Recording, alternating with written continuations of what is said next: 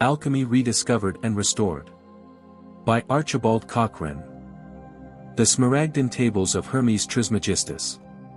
Said to be found in the valley of Ebron, after the flood.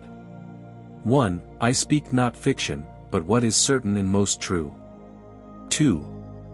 What is below is like that which is above, and what is above is like that which is below for performing the miracle of one thing. 3. And as all things were produced from one by the mediation of one, so all things are produced from this one thing by adaptation. 4. Its father is the sun, its mother was the moon, the wind carried it in its belly, its nurse is the earth. 5. It is the cause of all perfection throughout the whole world. 6. Its power is perfect if it be changed into the earth. 7. Separate the earth from the fire, the subtle from the gross, gently and with judgment. 8. It ascends from earth to heaven, and descends again to earth, thus you will possess the glory of the whole world and all obscurity will fly away. 9. This thing is the fortitude of all fortitude, because it overcomes all subtle things, and penetrates every solid thing. 10. Thus were all things created. 11. Thence proceed wonderful adaptations which are produced in this way. 12. Therefore am I called Hermes Trismegistus, possessing the three parts of the philosophy of the whole world. 13. What I had to say concerning the operation of the sun is complete. How do you find this book? Any thoughts about the book or the author? Any suggestion for improvement? Please take a moment to share your thoughts in a comment. If you like it, share it with your friends who might enjoy it as well. Subscribe to keep in touch. Foreword. By Sir Dudley Bowen Myers, OBE. Having been intimately associated with Archibald Cockren during the past 10 years. And having long since learnt to place implicit confidence in his efficiency and reliability in all matters to which he has devoted his many remarkable gifts and talents. It affords me real pleasure to write a few words by way of introduction to Alchemy Rediscovered and Restored.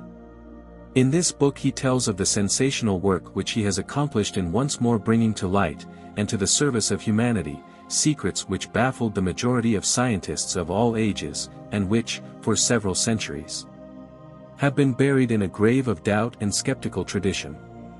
That this grave should at last have been opened, and that the real, albeit hidden secrets which it contains should now stand revealed and proclaimed, must undoubtedly be regarded as an epoch-making event. I do not myself claim to have any scientific knowledge whatever, but seeing is believing, and I have been privileged to keep in close touch with the author's experiments from the very beginning. Not only have I seen the results achieved, but I, among many others, have been able to test and pay grateful tribute to the efficacy of the elixirs produced by the alchemical process. These, one may venture to assert, cannot fail as they become better known to prove a very valuable addition to the remedies at present available to mankind. There is no question of the claims which are put forward in this book being taken on trust. On the contrary, they are open to the fullest examination. The proofs are there and they can safely be left to speak for themselves, in the light of the outcome of any investigations to which they may be subjected. Seeing the far-reaching importance of the author's researches and discoveries, it is necessary that some account should be given of his career, and of those qualifications in the wide field of physiology which entitle him to consideration in questions of the treatment of human ailments. After the necessary period of training he was, in 1904, certificated at the National Hospital for Paralysis and Epilepsy as fully qualified for all purposes of massage, remedial exercises, and electrical treatment. From this hospital he passed on to the staff of the Great Northern Central Hospital, where he remained for several years. From 1908 onwards, however, he was able to devote part of his time to the private practice in which he then for the first time established himself in the West End of London.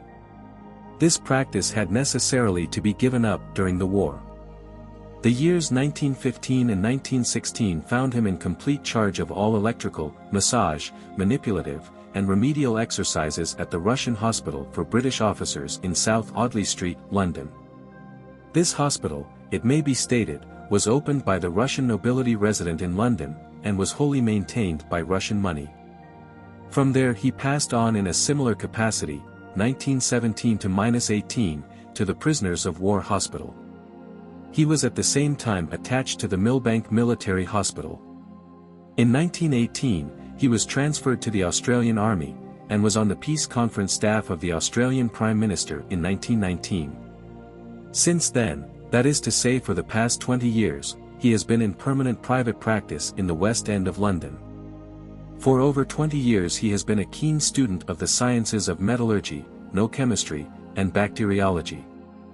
And it will thus be seen that in the claims he now advances in this book he writes with that measure of authority which a life devoted to the alleviation of suffering, and to the effective treatment of human ailments, undoubtedly confers on him.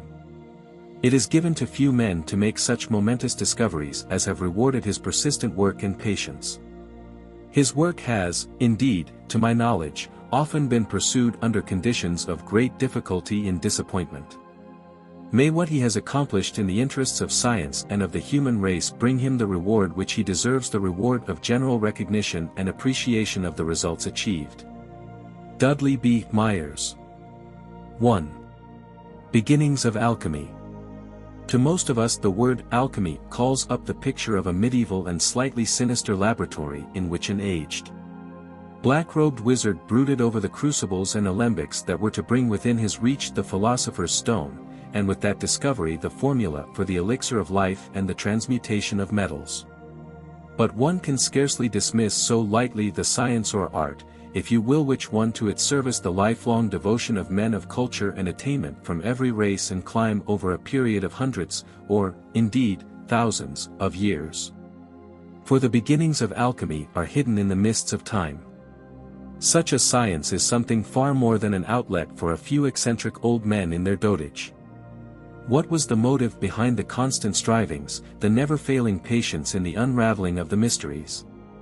The tenacity of purpose in the face of persecution and ridicule through the countless ages that led the alchemist to pursue undaunted his appointed way. Something far greater, surely, than a mere vainglorious desire to transmute the base metals into gold, or to brew a potion to prolong a little longer this earthly span, for the devotees of alchemy in the main cared little for these things. The accounts of their lives almost without exception lead us to believe that they were concerned with things spiritual rather than with things temporal. Rather were these men inspired by a vision of man made perfect, of man freed from disease and the limitations of warring faculties both mental and physical. Standing as a god in the realization of a power that even at this very moment of time is lying hidden in the deeper strata of his consciousness, a vision of man made truly in the image and likeness of the one divine life in all its perfection, beauty, and harmony. To appreciate and understand these adepts' visions it is necessary to trace to some extent the history of their cult, so let us for a space step back into the past to catch a glimpse of these men, of their work and ideals, and more important still, of the possibilities that their life work might bring to those who today are seeking for fuller knowledge and wider horizons. References are to be found in the myths and legends of China. From a book written by Edward Chalmers Werner, a late member of the Chinese government's Historiological Bureau, Peking, comes this quotation from old Chinese records. Chang Taoling, the first Taoist pope, was born in AD 35 in the reign of the Emperor Quang Wu Ti of the Han Dynasty. His birthplace is variously given as the Tianmu Shan, Eye of Heaven Mountain, in Lininshin in Chekiang, and Fengyang Yu in Anhui. He devoted himself wholly to study and meditation, declining all offers to enter the service of the state. He preferred to take up his abode in the mountains of western China, where he persevered in the study of alchemy and in cultivating the virtues of purity and mental abstraction. From the hands of Lao Tzu he received supernaturally a mystic treatise, by following the instructions in which he was successful in his search for the elixir of life. This reference demonstrates that alchemy was studied in China as early as the commencement of the Christian era, so that its origin must probably lie far back in Chinese history. From China we must now travel to Egypt, whence alchemy as known in the West seems to have sprung. The great Egyptian adept king, named by the Greeks Hermes Trismegistus, is thought to have been the founder of the art. Reputed to have lived about 1900 BC. He was highly celebrated for his wisdom and skill in the operation of nature, but of the works attributed to him only a few fragments escaped the destroying hand of the Emperor Diocletian in the 3rd century AD. Namely, the Asclepian Dialogues and the Divine Poemanda. If we may judge from these fragments, both preserved in the Latin by Fianus and translated into English by Dr. Everard, it would seem to be of inestimable loss to the world that none of these works have survived in their entirety. The famous Smaragdine Table of Hermes, Tabula Smaragdina, I have placed at the beginning of this book, for although it would be difficult to prove its origin, yet it still represents a good example of Hermetic phraseology. There have been various stories of the origin of the tract, one being that the original emerald slab upon which the precepts were said to be inscribed in Phoenician characters was discovered in the tomb of Hermes by Alexander the Great. In the Bern edition, 1545, of the Summa Perfectionis, the Latin version is printed under the heading, "The Emerald Tables of Hermes the Thrice Great Concerning Chemistry, translator unknown." The words of the Secrets of Hermes which were written on the tablet of emerald found between his hands in a dark cave wherein his body was discovered buried. An Arabic version of the text was discovered in a work ascribed to Jabir, which was probably made about the 9th century. In any case, it must be one of the oldest alchemical fragments known, and that it is a piece of Hermetic teaching I have no doubt, as it corresponds to teaching in the Poemanda and Fragments of a Faith Forgotten, in relation to the teaching of the thrice greatest Hermes. It also teaches the unity of matter and the truth that all form is a manifestation from one root, the ether, which teaching corroborates the theory of our present-day scientists. This table, in conjunction with the Tractatus Aureus or Golden Treatise which I have inserted at the end of this book, is well worth reading, particularly in the light of my elucidation of the general alchemical symbolism. Unhappily, it is all that remains to us of the Egyptian sacred art. The 3rd century AD seems to have been a period when the science was widely practiced, but it was also during this century, in the year 296, that Diocletian sought out and burnt all the Egyptian books on alchemy and the other occult sciences, and in so doing destroyed all evidence of progress made up to that date. In the 4th century Zosimus the Panopolite wrote his express treatise on the divine art of making gold and silver, and in the 5th Morainus, a hermit of Rome, left his native city and set out to seek the sage Adphar, a solitary adept whose fame had reached him from Alexandria. He found him, and after gaining his confidence became his disciple. After the death of his patron Morainus came into touch with King Khalid, and a very attractive work purporting to be a dialogue between himself and the king is still extant under the name of Morainus. In this century Cedrinus also appeared, a magician who professed alchemy. The next name of note, that of Geber, occurs in or about AD 750. Geber's true name was Abu Musa Jfar al-Sofi, or the Wise. Born at Huran in Mesopotamia, he is generally esteemed by adepts as the greatest of them all after Hermes. Of the 500 treatises said to have been composed by him, only 3 remain to posterity: the Sum of the Perfect Magistery, the Investigation of Perfection, and his Testament. It is to him, too, that we are indebted for the first mention of corrosive sublimate, red oxide of mercury and nitrate of silver. Skillfully indeed did Geber veil his discovery, for from his mysterious style of writing we derive the word Geber or gibberish, but those who have really understood Geber, his adept compeers, declare with one accord that he has declared the truth, albeit disguisedly, with great acuteness and precision. Rhasis, another Arabian alchemist, became famous for his practical displays in the art of transmutation of base metals into gold. In the 10th century Al-Farabi enjoyed the reputation of being the most learned man of his age, and another great alchemist of this century was Avicenna, whose real name was Abucena. Born at Bokhara in AD 980, he was the last of Egyptian philosophers of note. 2. Early European alchemists. About the period of the First Crusades, alchemy shifted its center to Spain, to which country it had been introduced by the Moors. In the 12th century Artephius wrote The Art of Prolonging Human Life, and is reported to have lived throughout a period of 1,000 years. He himself affirms this.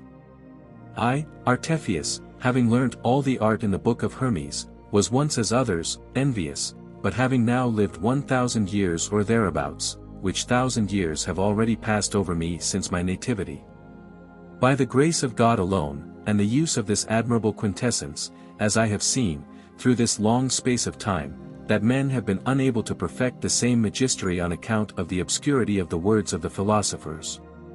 Moved by pity and good conscience, I have resolved, in these my last days, to publish in all sincerity and truly, so that men may have nothing more to desire concerning this work.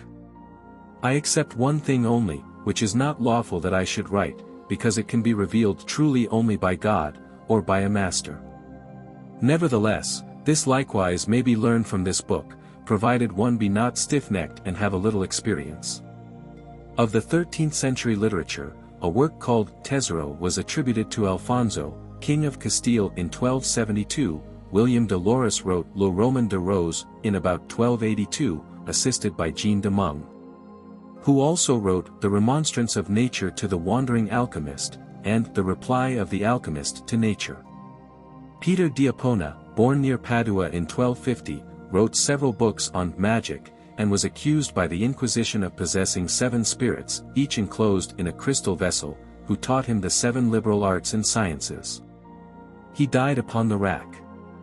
Among other famous names appearing about this period is that of Arnold de Villeneuve or Villanova, whose most famous work is found in the Theatrum Chemicum.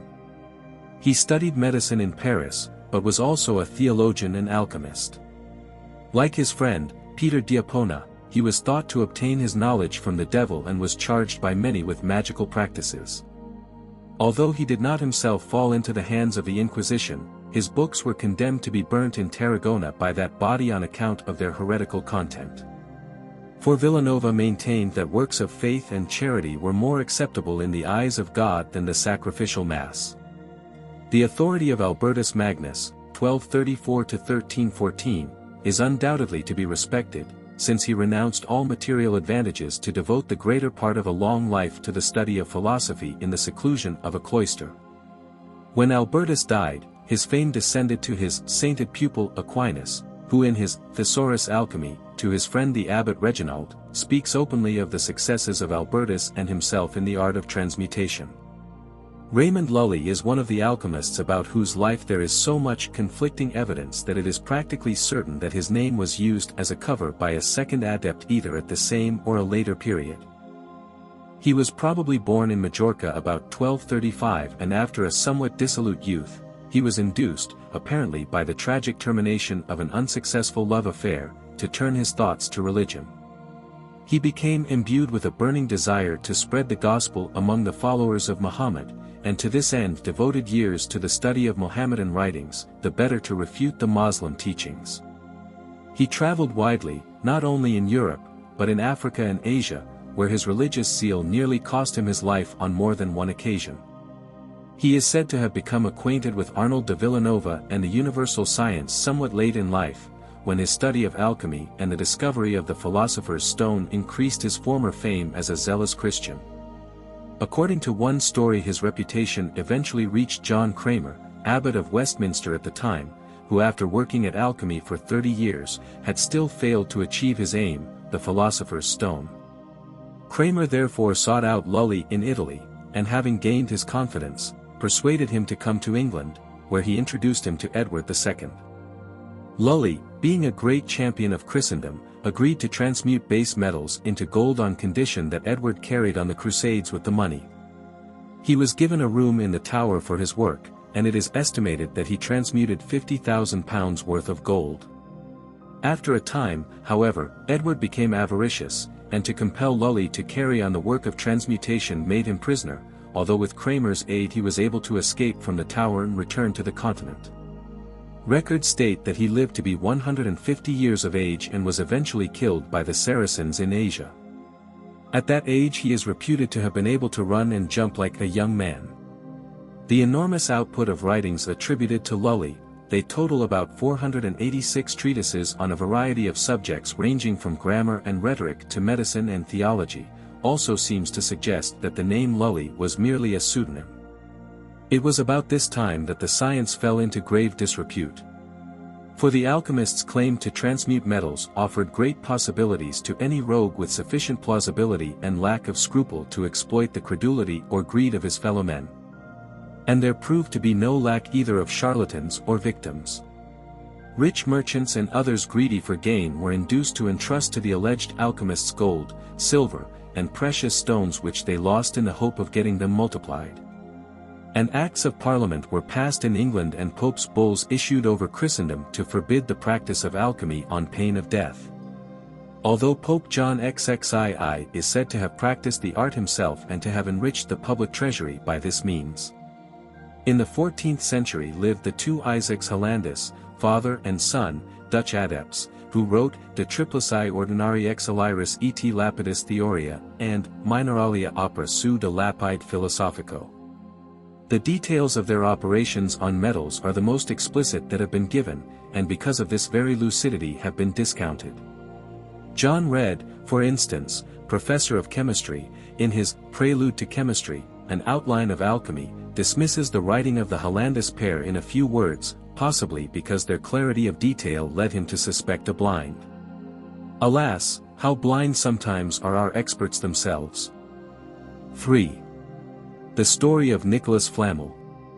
In the whole history of alchemy surely one of the most interesting stories is that of Nicholas Flamel, 1330 to 1418, the most successful and most celebrated of France's adepts. And I am accordingly giving in his own words the account of the discovery which proved to be the turning point in his life. I, Nicholas Flamel, scrivener, living in Paris in the year of our Lord 1399, in the Notary Street, near St. James of the Boucherie, though I learned not much Latin, because of the poverty of my parents who, notwithstanding, were even by those who envy me most accounted honest and good people, yet by the blessing of God I have not wanted an understanding of the books of the philosophers, but learned them and attained to a certain kind of knowledge, even of their hidden secrets. For which cause's sake, there shall not any moment of my life pass wherein, remembering this so vast good, I will not render thanks to this my good and gracious God. After the death of my parents, I Nicholas Flamel, got my living by the art of writing, engrossing and the like, and in the course of time there fell into my hands a gilded book, very old and large, which cost me only 2 florins. It was not made of paper or parchment as other books are, but of admirable rinds, as it seemed to me, of young trees. The cover of it was brass, well bound, and graven all over with a strange sort of letters, which I took to be Greek characters, or some such like.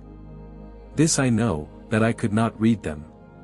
But as to the matter that was written within, it was engraven, as I suppose, with an iron pencil, or graven upon the said bark leaves, done admirably well, and in fair neat Latin letters, and curiously colored. The book contained thrice 7 leaves, so numbered at the top of each folio, every 7th leaf having painted images and figures instead of writing. On the first of these 7 leaves there was depicted a virgin who was being swallowed by serpents, on the second a cross upon which a serpent was crucified. On the last a wilderness watered by many fair fountains, out of which came a number of serpents, running here and there. On the first written leaf the following words were inscribed in great characters of gold: Abraham the Jew, prince, priest, Levite, astrologer and philosopher, unto the Jewish nation scattered through France by the wrath of God. Wishing health in the name of the God of Israel. Thereafter followed great execrations and maledictions, with the word Maranatha repeated over and over, poured forth against anyone who should glance within, unless he were priest or scribe. The person who sold me this book must have known its value as much and as little as I who bought it. My suspicion is that it was either stolen from the miserable Jews or found hidden somewhere in the old place of their abode. On the second leaf the said Abraham consoled his people, praying them to avoid vices and idolatry more than all and await with patience the Messiah to come, who would vanquish all kings of the earth and thereafter reign, with those who were his own, in eternal glory. Without doubt this Abraham was a man of great understanding.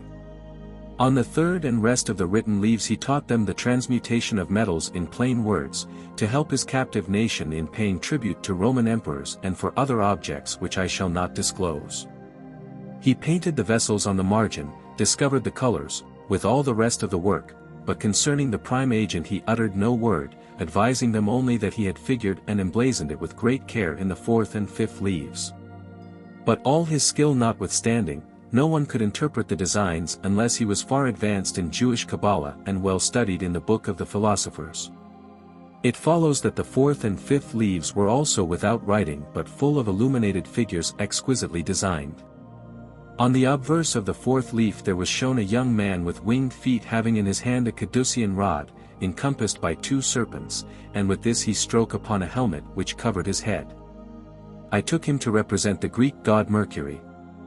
Unto him came running and flying with open wings a very old man, having an hourglass set upon his head and a scythe in his hands, like the figure of death, with which scythe he would have struck off the feet of Mercury. On the reverse of the fourth leaf a fair flower was depicted on the summit of a very high mountain, round which the north wind blustered. The plant had a blue stem, white and red flowers, leaves shining like fine gold, while about it the dragons and griffins of the north made their nests and their dwellings. On the obverse side of the fifth leaf there was a rose bush in flowers, in the midst of a fair garden, and growing hard by a hollow oak tree. At the foot bubbled forth a spring of very white water, which ran headlong into the depths below, passing first through the hands of a great concourse of people who were digging up the ground in search of it, save one person only, who paid attention to its weight. On the reverse side appeared a king carrying a great falchion who caused his soldiers to destroy in his presence a multitude of little children, the mothers weeping at the feet of the murderers. The streams of blood were gathered by other soldiers into a great vessel, wherein the sun and moon bathe. Now, seeing that the history appeared to depict the slaughter of the innocents by Herod, and that I learned the main part of the art in this book, it came about that I placed in their cemetery these hieroglyphic symbols of the sacred science. I have now described the content of the first 5 leaves, but I shall say nothing of all that was written in fair and intelligible Latin on the other pages, lest God should visit me for a greater wickedness than that of him who wished that all mankind had but one head so that he could cut it off at a blow. The precious book being in my possession I did little but study it night and day till I attained a fair understanding of all its processes, knowing nothing, however, respecting the matter of the work. I could therefore make no beginning, and the result was that I became very sad and depressed. My wife Peronelle, whom I had married recently and loved as much as myself, was astonished and concerned greatly, endeavoring to comfort me and desiring earnestly to know whether she could not help me in my distress. I was never one who could hold his tongue, and not only told her everything but showed her the book itself, for which she conceived the same affection as my own, taking great delight in the beautiful cover, the pictures and inscriptions, all of which she understood as little as I did. There was no small consolation, however, in talking with her about them and in wondering what could be done to discover their meaning. At length I caused the figures on the fourth and fifth leaves to be painted as well as I could and had them put up in my workroom, where I shewed them to many scholars in Paris, but these also could throw no light upon them. I went so far as to tell them that they had been found in a book about the philosopher's stone, but most of them made a mock of it and also of me. An exception however was one named Anselm, a licentiate of medicine and a deep student of the art. He desired earnestly to see my book and would have done anything to have his way in the matter, but I persisted in saying that it was not in my possession, though I gave him a full account of the process described therein. He declared that the first figures represented time, which devours all things, while the 6 written leaves shewed that a space of 6 years was required to perfect the stone, after which there must be no further coction. When I pointed out that according to the book the figures were designed to teach the first matter, he answered that the 6 years' coction was like a second agent. That as regards the first it was certainly shown forth as a white and heavy water, which was doubtless quicksilver. The feet of this substance could not be cut off, meaning that it could not be fixed and so deprived of volatility except by such long decoction in the pure blood of young children. The quicksilver uniting with gold and silver in this blood would change with them, firstly into a herb like that of the fair flower on the reverse of the fourth leaf, secondly by corruption into serpents, which serpents, being dried and digested by fire, would become powder of gold, and of such in truth is the stone. This explanation sent me astray through a labyrinth of innumerable false processes for a period of 21 years, it being always understood that I made no experiments with the blood of children, for that I accounted villainous. Moreover, I found in my book that what the philosophers called blood is the mineral spirit in metals, more especially in gold, silver and quicksilver, to the admixture of which I tended always. The licentiate's interpretation being more subtle than true, my processes never exhibited the proper signs at the times given in the book, so I was ever to begin again. At last, however, having lost all hope of understanding the figures, I made a vow to God and St. James that I would seek their key of some Jewish priest belonging to one of the Spanish synagogues. Thereupon, with the consent of Peyronel and carrying a copy of the figures, I assumed a pilgrim's weeds and staff, in the same manner as you see me depicted outside the said arch in the said churchyard where I put up the hieroglyphic figures. As also a procession representing on both sides of the wall and successive colors of the stone which arise and pass off in the work, and the following inscription in French: a procession is pleasing to God when it is done in devotion. These are the first words, or their equivalent, of a tract on the colors of the stone by the King Hercules, entitled Iris, which opens thus: Operis processio multum naturi placet. I quote them for the benefit of scholars, who will understand the allusion. Having donned my pilgrim's weeds, I began to fare on the road, reaching Mountjoy and finally my destination at St. James, where I fulfilled my vow with great devotion. On the return journey I met with a merchant of Boulogne in Lyon, and to him I was indebted for acquaintance with Master Candies, a doctor of great learning who was Jewish by nation but now a Christian. When I shewed him my copy of the figures he was ravished with wonder and joy, and asked with great earnestness whether I could give him news of the book from which they were taken. He spoke in Latin and I answered in the same language that if anyone could decipher the enigma there was good hope of learning its whereabouts. He began at once to decipher the beginning. To shorten this part of the story, he had heard much talk of the work but as of a thing that was utterly lost. I resumed my journey in his company, proceeding from Lyon to Ovidio and thence to Serson, at which port we set sail for France and arrived in due time, after a prosperous voyage. On our way to Paris my companion most truly interpreted the major or part of my figures, in which he found great mysteries, even to the points and pricks. But unhappily when we reached Orleans this learned man fell sick and was afflicted with extreme vomitings, a recurrence of those from which he had suffered at sea. He was continually in fear of my leaving him, and though I was ever at his side he would still be calling me. To my great sorrow he died on the 7th day, and to the best of my ability I saw that he was buried in the Church of Holy Cross at Orleans. There he still lies, and may God keep his soul, seeing that he made a good Christian end. He who would see the manner of my arrival home and the satisfaction of Peyronel may look on us both as we are painted on the door of the chapel of St. James of the Boucherie hard by my house. We are shown on our knees, myself at the feet of St. James of Spain and she at those of St. John, to whom she prayed so often. By the grace of God and the intercession of the Holy and Blessed Virgin, as also of the saints just mentioned, I had gained that which I desired, being a knowledge of the first matter, but not as yet of its initial preparation. A thing of all else most difficult in the world. In the end, however, I attained this also, after errors innumerable through the space of some 3 years, during which I did nothing but study and work as you will see me depicted outside the arch at the chapel of St. James and St. John, ever praying to God rosary in hand, engrossed in a book, pondering the words of the philosophers and proving various operations suggested by their study. The fact of my success was revealed to me by the strong odor, and thereafter I accomplished the mastery with ease. Indeed, I could scarcely miss the work had I wished, given a knowledge of the prime agents, their preparation and following my book to the letter. On the first occasion projection was made upon mercury, of which I transmuted a £0.5 or thereabouts into pure silver, better than that of the mine, as I and others proved by assaying several times. This was done on a certain Monday, the 17th day of January 1392, Peyronel only being present. Thereafter, still following word for word the directions of my book, about 5 o'clock in the evening of the 25th day of the following April I made projection of the red stone on the same amount of mercury, still at my own house.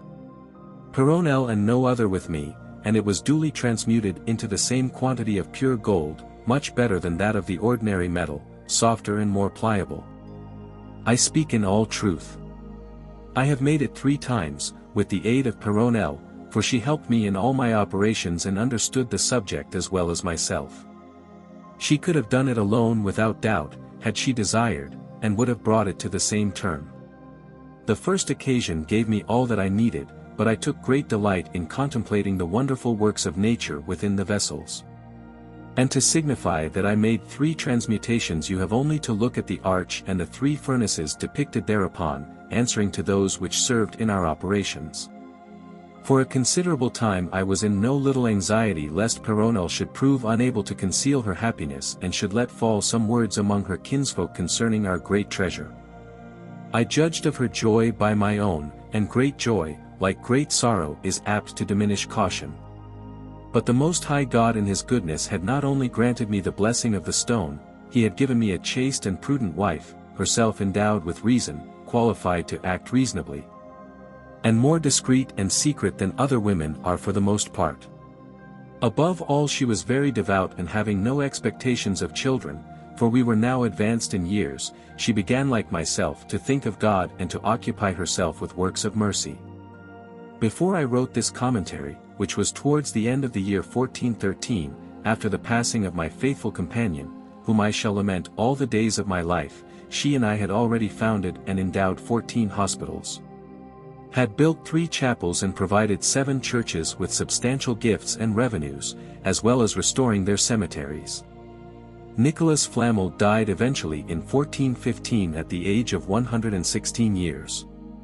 Some evidence of his house, dating from 1407, is still to be seen in the building of 51, Rue de Montmorency in Paris, and in the Musée de Cluny there is an inscribed tablet from his tomb in the old church of Saint-Jacques-la-Boucherie, now demolished.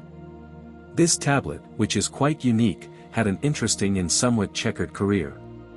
Lost for many years, after the demolition of St. Jacques-la-Boucherie in 1717, it was eventually found in a shop in the Rue de Aureus, where the owner, a greengrocer and herbalist, had been using the smooth marble back as a chopping block for his herbs. The tablet itself measures 58 by 45 centimeters, and is 4 centimeters thick. At the top is a carved representation of Christ, St. Peter, and St. Paul, and the inscription records that Nicholas Flamel, formerly a scrivener, left certain monies and properties for religious and charitable purposes, including gifts to churches and hospitals in Paris. I have retailed this account of Flamel's experiences in full, as it seems to me to be of no mean interest, despite the fact that certain authorities have doubted its veracity. My own feeling about it is that the history is a true one. That the Book of Abraham the Jew to which Flamel refers is evidently an allegorical writing of the whole process, and that the corresponding pictures are, to anyone versed in alchemical language, representative of the different phases of the work. Some writers and critics, certainly, have held these allegories up to ridicule as the outpourings of religious visionaries, but here I think they demonstrate their ignorance of the whole process. One of the greatest proofs of the truth of this history is, in my opinion, the point at which Flamel refers to the attainment of the first matter. Of this he says, "The fact of my success was revealed to me by the strong odor, and this fact I myself have demonstrated in the laboratory. The odor is unmistakable, and the gas of such a volatile nature that it pervades the whole house." In the theoretical and practical sections I shall refer to this more fully. 4. Basil Valentine. Records of the life of Basilius Valentinus, the Benedictine monk who for his achievements in the chemical sphere has been given the title of Father of Modern Chemistry, are a mass of conflicting evidence. Many and varied are the accounts of his life, and historians seem quite unable to agree as to his exact identity, or even as to the century in which he lived. It is generally believed, however, that 1394 was the year of his birth, and that he did actually join the Benedictine Brotherhood, eventually becoming canon of the Priory of St. Peter at Erfurt, near Strasbourg, although even these facts cannot be proved.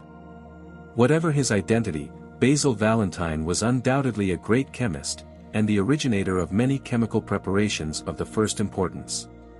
Amongst these are the preparation of spirit of salt, or hydrochloric acid from marine salt and oil of vitriol, sulfuric acid.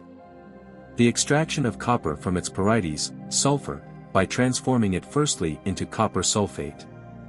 And then plunging a bar of iron in the watery dissolution of this product, the method of producing sulfoether by the distillation of a mixture of spirit of wine and oil of vitriol, the method of obtaining brandy by the distillation of wine and beer. Rectifying the distillation on carbonate of potassium. In his writings he has placed on record many valuable facts, and whether Basil Valentine is the correct name of the author or an assumed one matters little, since it detracts nothing from the value of his works, or the caliber of his practical experiments. From his writings one gathers that he was indeed a monk, and also the possessor of a mind and understanding superior to that of the average thinker of his day. The ultimate intent and aim of his studies was undoubtedly to prove that perfect health in the human body is attainable, and that the perfection of all metallic substance is also possible. He believed that the physician should regard his calling in the nature of a sacred trust, and was appalled by the ignorance of the medical faculty of the day whose members pursued their appointed way in smug complacency, showing little concern for the fate of their patients once they had prescribed their pet panacea. The following quotation from Basil Valentine's Triumphal Chariot of Antimony is from the Latin version published at Amsterdam in 1685, and translated into English and published by James Eliot and Company, Falcon Court, Fleet Street, E.C., in 1893. This quality of doctor, he writes, cannot prepare his own medicines, such as they are, but must leave that work to another. He does not even know the color of the remedies which he prescribes. He has not the slightest idea whether they are white or black, red or gray, blue or yellow, or whether the medicament is hot, cold, dry, or humid. He only knows one thing, that he has found the name of that medicine in his books, and pluming himself on the antiquity of his hoary knowledge, he claims the right of prior possession. Here again I am tempted to cry woe upon these foolish doctors whose consciences are seared with a hot iron, who do not care in the least for their patients, and will be called to a terrible account for their criminal folly on the day of judgment. Then they will behold him whom they have pierced by neglecting their neighbor's welfare, while pocketing his money, and will see at last that they ought to have labored night and day, in order to acquire greater skill in the healing of disease. Instead of this they complacently go on trusting to chance, prescribing the first medicine they happen to find in their books, and leaving the patient and the disease to fight it out as best they can. They do not even trouble to inquire in what way the medicines they prescribe are prepared. Their laboratory, their furnace, their drugs are at the apothecaries, to whom they rarely or never go. They inscribe upon a sheet of paper, under the magic word recipe, the names of certain medicines, whereupon the apothecary's assistant takes his mortar and pounds out of the wretched patient whatever health may still be left in him. Change these evil times, O God! Cut down these trees, lest they grow up to the sky. Overthrow these overweening giants, lest they pile mountain upon mountain and attempt to storm heaven. Protect the conscientious few who quietly strive to discover the mysteries of thy creation. I will ask all my brothers in our monastery to unite with me in earnest prayer, by day and by night, that God may enlighten the ignorance of these pseudo-doctors, that they may understand the virtues which he has implanted in created things, and may learn also that they can become manifest and operative only by means of that preparation which removes all harmful and poisonous impurities. I trust that God will answer our prayer, and that some of my brothers at least will survive to witness the blessed change which shall then take place on earth, when the thick veil of ignorance shall have been removed from the eyes of our opponents, and their minds shall have been enlightened to find the lost piece of silver. May God, who overrules the destinies of men, in his goodness and mercy bring about this consummation. On the subject of the perfection of metallic bodies, as in his reference to the spagyric art, the grand magistrum, the universal medicine, the tinctures to transmute metals and other mysteries of the alchemist's art, he has completely mystified not only the lay reader, but the learned chemists of his own and later times. In all his works the important key to a laboratory process is apparently omitted. Actually, however, such a key is invariably to be found in some other part of the writings, probably in the midst of one of the mysterious theological discourses which he was wont to insert among his practical instructions. So that it is only by intensive study that the mystery can be unraveled. His most famous work is his Cursus Triumphalis Antimoniae, the Triumphal Chariot of Antimony.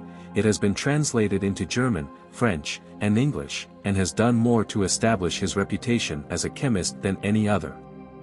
The best edition is undoubtedly that published at Amsterdam in 1671 with a commentary by Theodorus Kerkringius. In his preface Kerkringius states that he had actually spoken with Valentine besides studying his works. He speaks of Basil as the prince of all chemists and the most learned, upright, and lucid of all alchemistic writers. He tells the careful student everything that can be known in alchemy, of this I can most positively assure you. A perusal of this book makes it quite evident that Valentine had investigated very thoroughly the properties of antimony. And the findings on his experimental work with this metal have been brought forward as recent discoveries by chemists of our day. His other works are The Medicine of Metals, of Things Natural and Supernatural, of the First Tincture, Root and Spirit of Metals, the 12 Keys, and his Last Will and Testament. It is alleged that this last work remained concealed for a number of years within the high altar of the church belonging to the priory. Such a story is quite feasible, since alchemists both before and after this era, deeming their works unfit for the age in which they were written, are known to have buried or otherwise secreted their writings for the discovering benefit, as they doubtless hoped, of a more deserving and more enlightened age.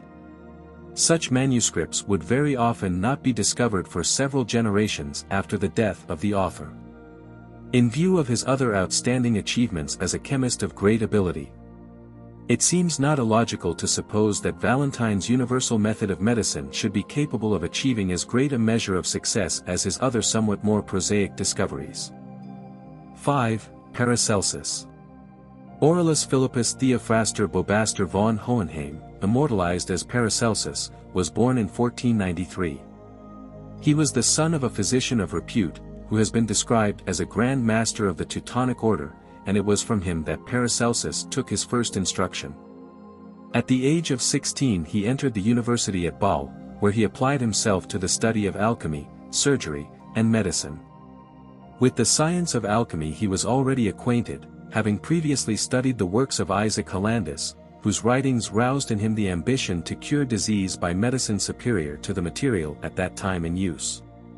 For apart from his incursions into alchemy, Paracelsus is credited with the introduction of opium and mercury into medicine, while his works indicate an advanced knowledge of the science and principles of magnetism. These are some of the achievements which would seem to justify Manly Hall's description of him as the precursor of chemical pharmacology and therapeutics and the most original medical thinker of the 16th century. The abbot Trithemius, an adept of a high order, and the instructor of the illustrious Henry Cornelius Agrippa, was responsible for Paracelsus' initiation into the science of alchemy. In 1516 he was still pursuing his research in mineralogy, medicine, surgery, and chemistry under the guidance of Sigismund Fugger, a wealthy physician of the city, but was forced to leave Bâle hurriedly after trouble with the authorities over his studies in necromancy. He started out on a nomad's life, supporting himself by astrological predictions and occult practices of various kinds. His wanderings took him through Germany, France, Hungary, the Netherlands, Denmark, Sweden, and Russia. In Russia he is reported to have been taken prisoner by the Tartars and brought before the Grand Cham at whose court he became a great favorite. Finally, assuming this story to be true, he accompanied the Cham's son on an embassy from China to Constantinople, the city in which the supreme secret, the universal dissolvent, the alchest, was imparted to him by an Arabian adept. For Paracelsus, as Manly Hall has said, gained his knowledge not from coded pedagogues, but from dervishes in Constantinople, witches, gypsies, and sorcerers, who invoked spirits and captured the rays of the celestial bodies in dew. Of whom it is said that he cured the incurable, gave sight to the blind, cleansed the leper, and even raised the dead, and whose memory could turn aside the plague. Paracelsus ultimately returned to Europe, passing along the Danube into Italy where he became an army surgeon. It was here apparently that his wonderful cures began. In 1526, at the age of 32, he re-entered Germany, and at the university he had entered as a youth took a professorship of physics, medicine, and surgery. This was a position of some considerable importance, and was offered to him at the instance of Erasmus and Ecolampidus. Perhaps it was his behavior at this time that eventually led to his title, the Luther of Physicians, for in his lectures he made so bold as to denounce as antiquated the systems of Galen and his school, whose teachings were held to be so unalterable and inviolable by the authorities of that time, that the slightest deviation from their teachings was regarded as nothing short of heretical. As a crowning insult he actually burnt the works of these masters in a brass pan with sulfur and niter. This high-handed behavior, coupled with his original ideas, made him countless enemies. The fact that the cures he performed with his mineral medicines justified his teachings merely served further to antagonize the medical faculty. Infuriated at their authority and prestige being undermined by the teachings of a heretic and usurper. Thus Paracelsus did not long retain his professorship at Basel, but was forced once again to leave the city and betake himself to a wanderer's life. During the course of his second exile we hear of him in 1526 at Colmar, and in 1530 at Nuremberg, once again in conflict with the doctors of medicine, who denounced him as an impostor. Although once again he turned the tables on his opponents by his successful treatment of several bad cases of elephantiasis, which he followed up during the next 10 years by a series of cures which were amazing at the period. Franz Hartmann in his Paracelsus says, he proceeded to Mähren, Kärnten, Crane, and Hungary, and finally to Salzburg, to which place he was invited by the Prince Palatine, Duke Ernst of Bavaria, who was a great lover of the secret art. But he was not destined to enjoy a long time the rest he so richly deserved.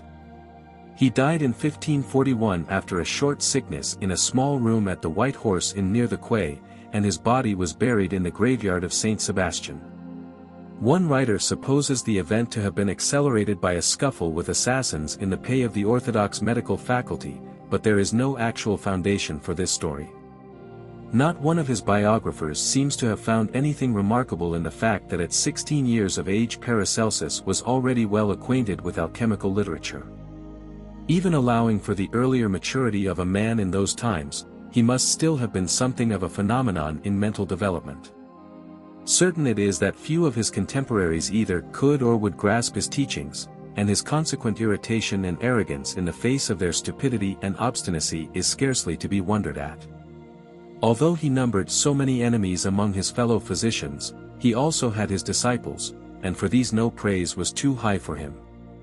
He was worshipped as their noble and beloved monarch, the German Hermes, the philosopher Trismegistus, dear preceptor and king, Theophrastus of blessed memory and immortal fame. I am indebted to Mr. Arthur Edward Waite's translation from the German of the Hermetic and alchemic writings of Paracelsus for many of these facts of life. 6. Alchemy in the 16th and 17th centuries. The first man to teach the chemistry of the human body and to declare, as did Paracelsus, that the true purpose of chemistry was the preparation of medicine for the treatment of disease was one Jean Baptista van Helmont, a disciple of Paracelsus, sometimes called the Descartes of medicine. In his treatise, De Natura Vitae Aeterni, he writes, I have seen and I have touched the philosopher's stone more than once. The color of it was like saffron in powder, but heavy and shining like pounded glass. I had once given me the fourth of a grain I call a grain that which takes 600 to make an ounce. I made projection with this fourth part of a grain wrapped in paper upon 8 ounces of quicksilver heated in a crucible. The result of the projection was 8 ounces, lacking 11 grains, of the most pure gold. In his early 30s Van Helmont retired to an old castle in Belgium near Brussels and remained there, almost unknown to his neighbors until his death in his 67th year. He never professed to have actually prepared the philosopher's stone, but gained his knowledge from alchemists he contacted during his years of research. Van Helmont also gives particulars of an Irish gentleman named Butler, a prisoner in the castle of Vilvoorde in Flanders, who during his captivity performed strange cures by means of the Hermetic medicine. The news of his cure of a Breton monk, a fellow prisoner suffering from severe erysipelas, by the administration of almond milk in which he had merely dipped the philosopher's stone, brought Van Helmont, accompanied by several noblemen, post-haste to the castle to investigate the case. In their presence Butler cured an aged woman of megrim by dipping the stone into olive oil and then anointing her head. There was also an abbess who had suffered for 18 years with paralyzed fingers and a swollen arm. These disabilities were removed by applying the stone a few times to her tongue. In Lives of the Alchemistical Philosophers, published in 1815, it is stated that prior to the events at Vilverde, Butler attracted some attention by his transmutations in London during the reign of James I. He is said to have gained his knowledge in Arabia and in this way. When a ship in which he had once taken passage was captured by African pirates, Butler was taken prisoner and sold into slavery in Arabia. His Arab master was an alchemical worker with knowledge of the correct processes. Butler assisted him in some of his operations, and when later he was able to make his escape from captivity, he carried off a large portion of the red powder. Denis Saccard in his memoirs gives an interesting account of his pursuit of the philosopher's stone.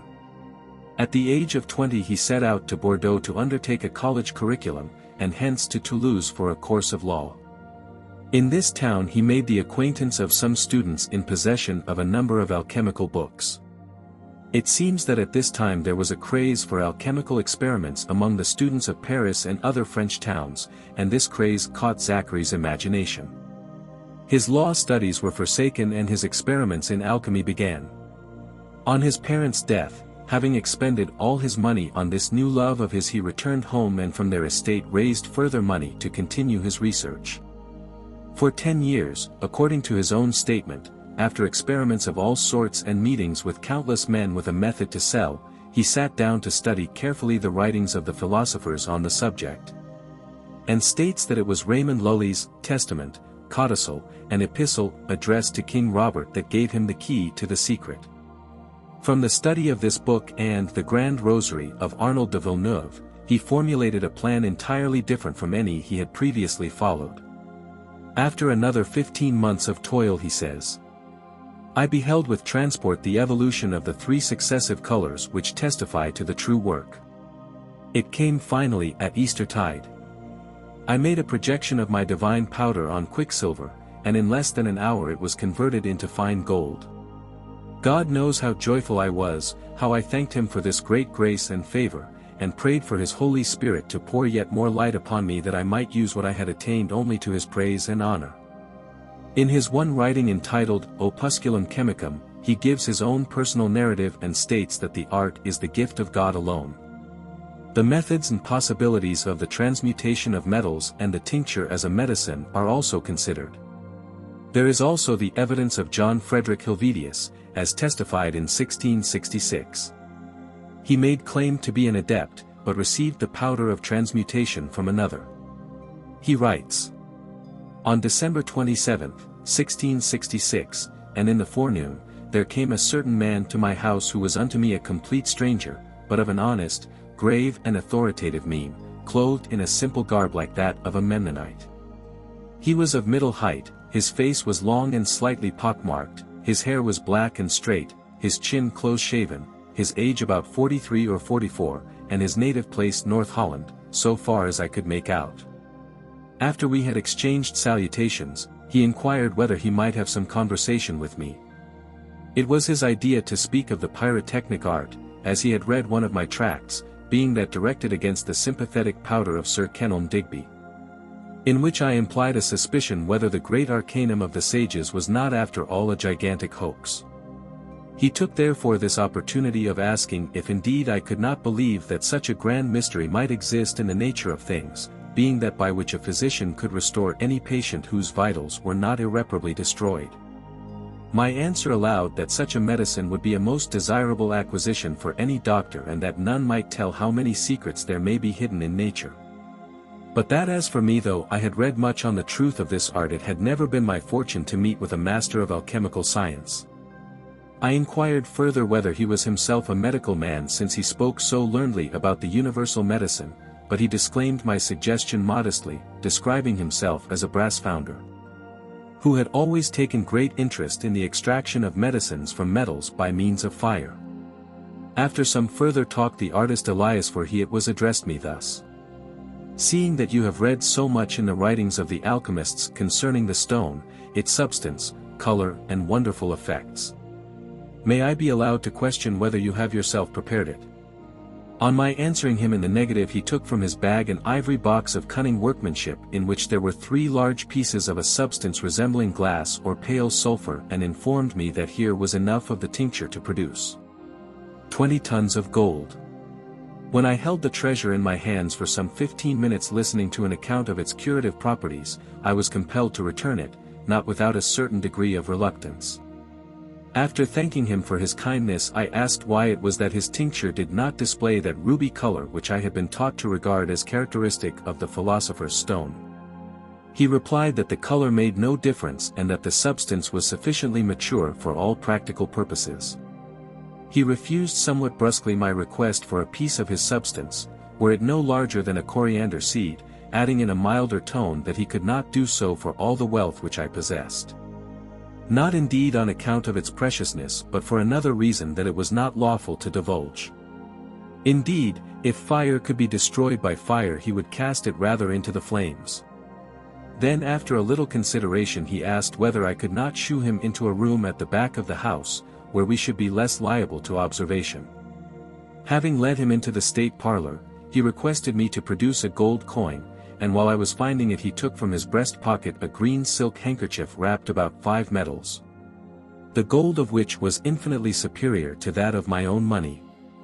Being filled with admiration, I asked my visitor how he had attained this most wonderful knowledge in the world, to which he replied that it was a gift bestowed upon him freely by a friend who had stayed a few days at his house, who had taught him also how to change common flints and crystals into stones more precious than rubies, chrysolites and sapphires. He made known to me further, said the artist, the preparation of crocus of iron, an infallible cure for dysentery, of a metallic liquor, which was an efficacious remedy for dropsy, and of other medicines. To this, however, I paid no great heed, as I, Helvetius, was impatient to hear about the great secret of all. The artist said further that his master caused him to bring a glass full of warm water, to which he added a little white powder and then an ounce of silver, which melted like ice therein. Of this he emptied 1/2 and gave the rest to me. Its taste resembled that of fresh milk, and the effect was most exhilarating. I asked my visitor whether the potion was a preparation of the philosopher's stone, but he replied that I must not be curious. He added presently that at the bidding of his master he took down a piece of lead water pipe and melted it in a pot, when the master removed some sulphureous powder on the point of a knife from a little box, cast it into the molten lead, and after exposing the compound for a short time to a fierce fire he poured forth a great mass of liquid gold upon the brick floor of the kitchen. The master bade me take 1/16 of this gold as a keepsake for myself and distribute the rest among the poor, which I did by making over a large sum in trust for the church of Sparendor. In fine, before bidding me farewell, my friend taught me this divine art. When my strange visitor had concluded his narrative, I besought him in proof of his statement to perform a transmutation in my presence. He answered that he could not do so on that occasion, but that he would return in 3 weeks, and if then at liberty to do so he would shew me something that would make me open my eyes. He returned punctually on the promised day and invited me to a walk, in the course of which we spoke profoundly on the secrets of nature and fire, though I noticed that my companion was exceedingly reserved on the subject of the great secret. When I prayed him, however, to entrust me with a morsel of his precious stone, were it no larger than a rape seed, he delivered it like a princely donation. When I expressed a doubt whether it would be sufficient to tinge more than 4 grains of lead, he eagerly demanded it back. I complied, hoping that he would exchange it for a larger fragment, instead of which he divided it with his thumb, threw half in the fire and returned the rest, saying, "It is yet sufficient for you."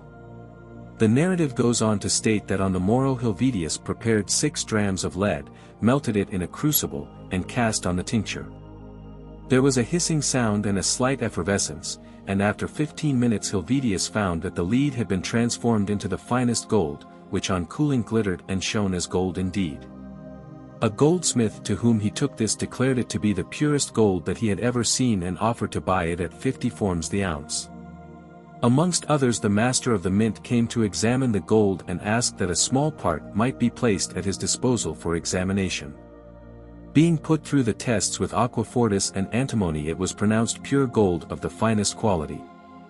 Helvetius adds in a later part of his writing that there was left in his heart by the artist a deeply seated conviction that, through metals and out of metals, purified by highly refined and spiritualized metals, there may be prepared the living gold and quicksilver of the sages, which bring both metals and human bodies to perfection.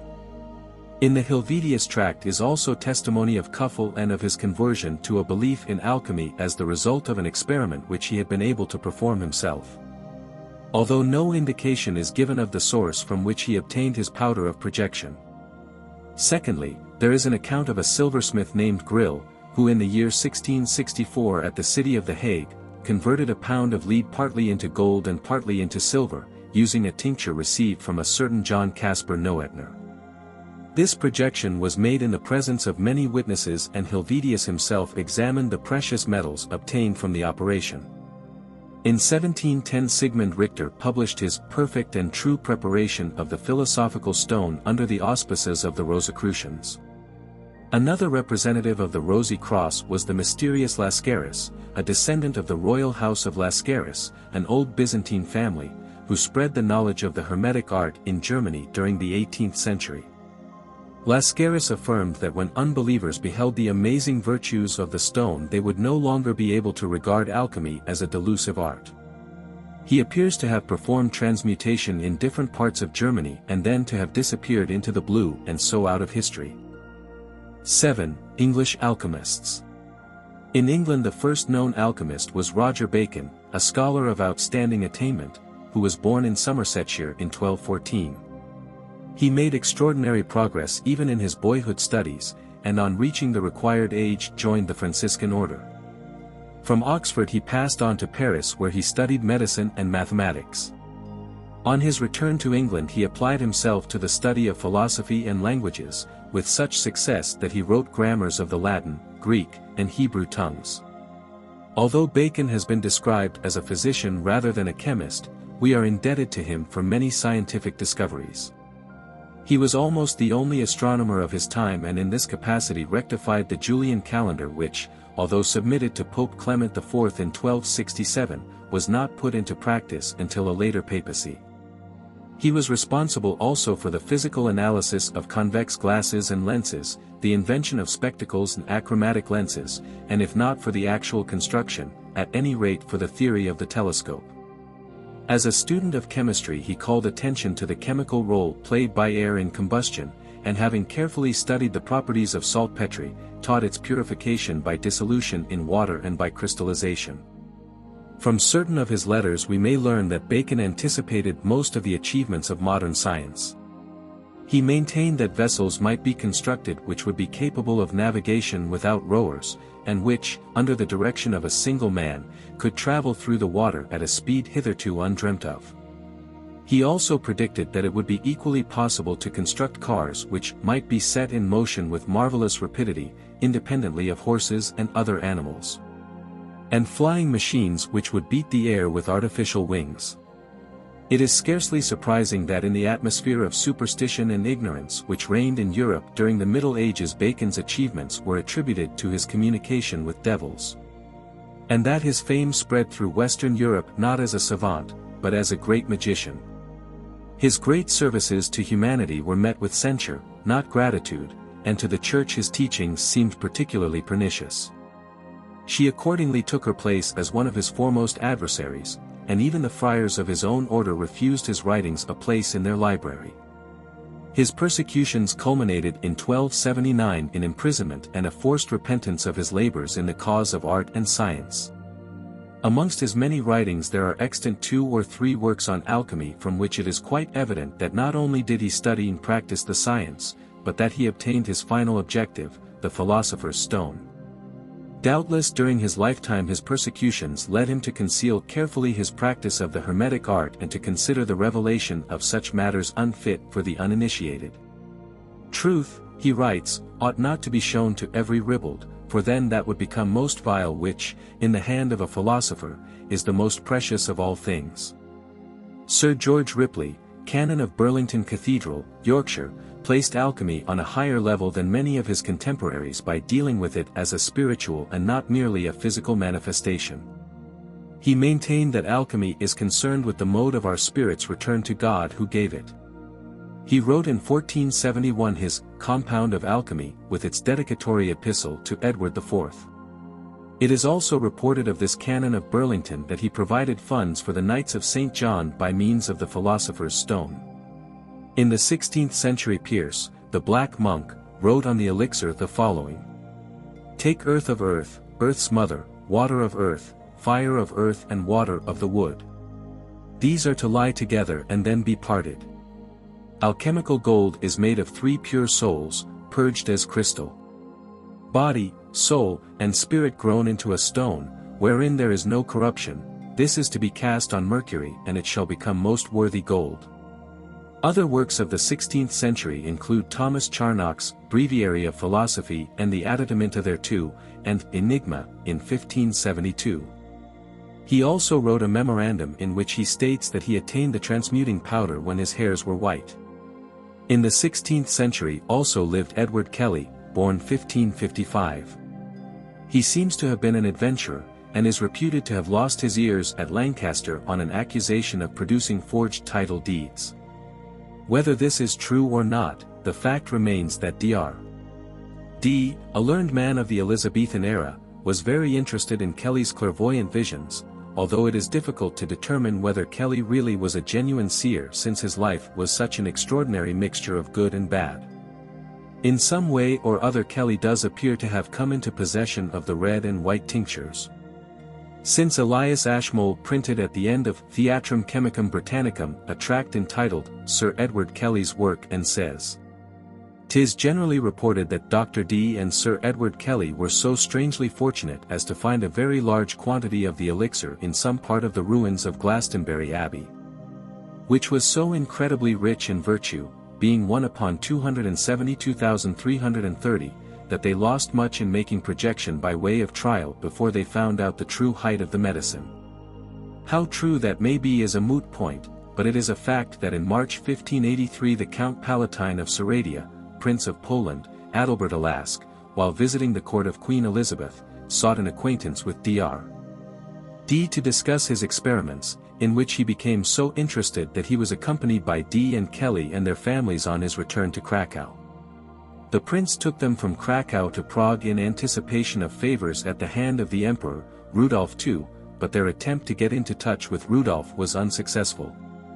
In Prague at that time a great interest was evinced in alchemy by all and sundry, but in 1586, by reason of an edict of Pope Sixtus V, D and Kelly were forced to flee the city.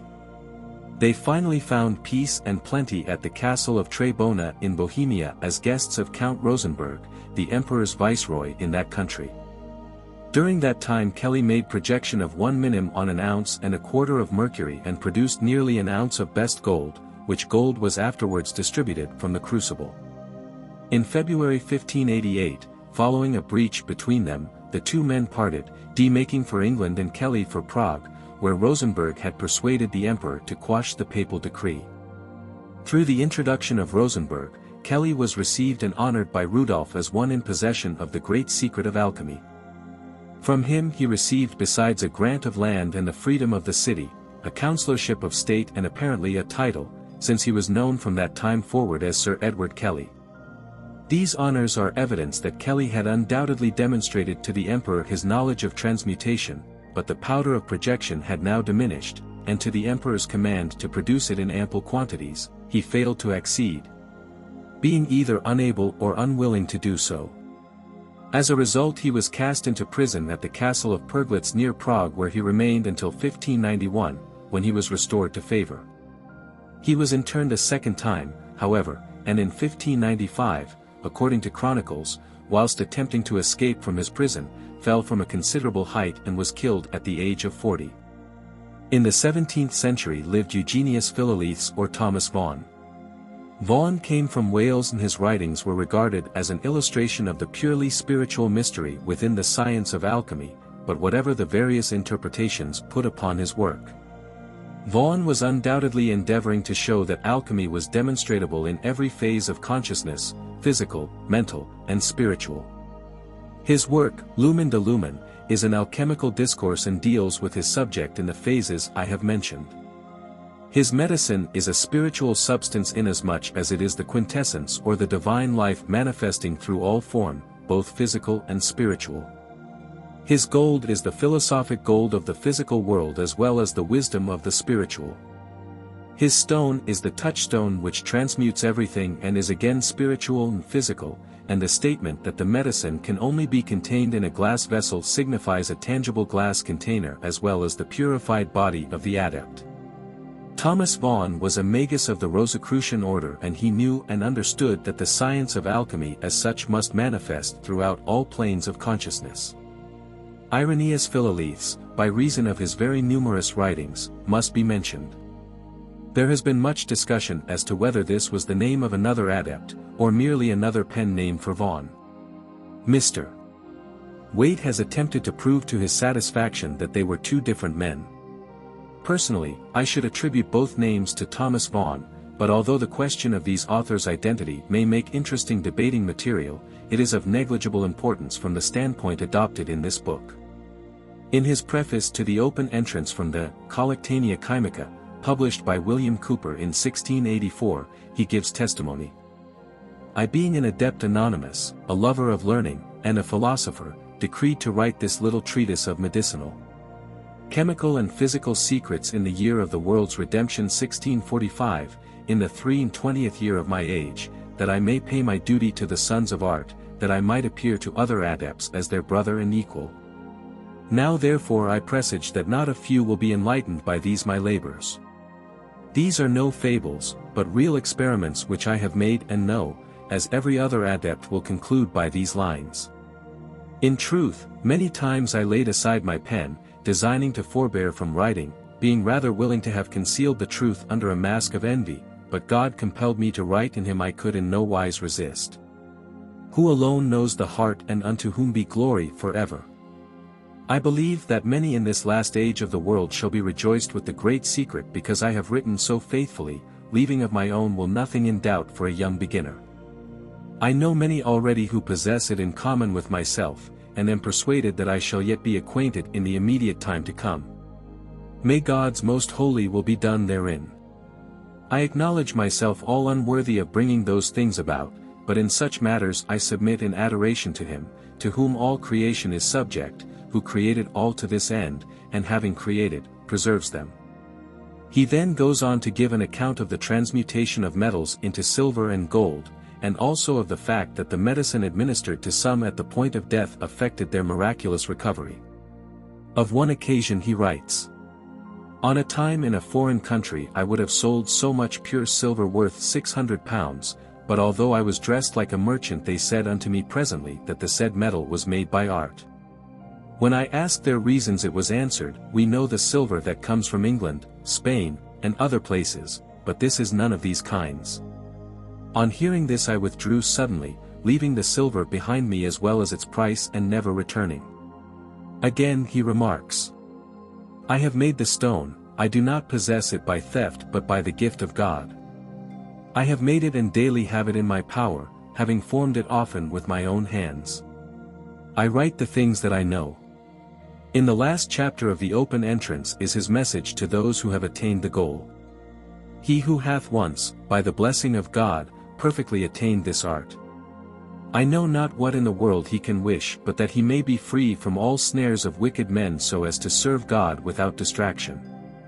But it would be a vain thing by outward pomp to seek for vulgar applause.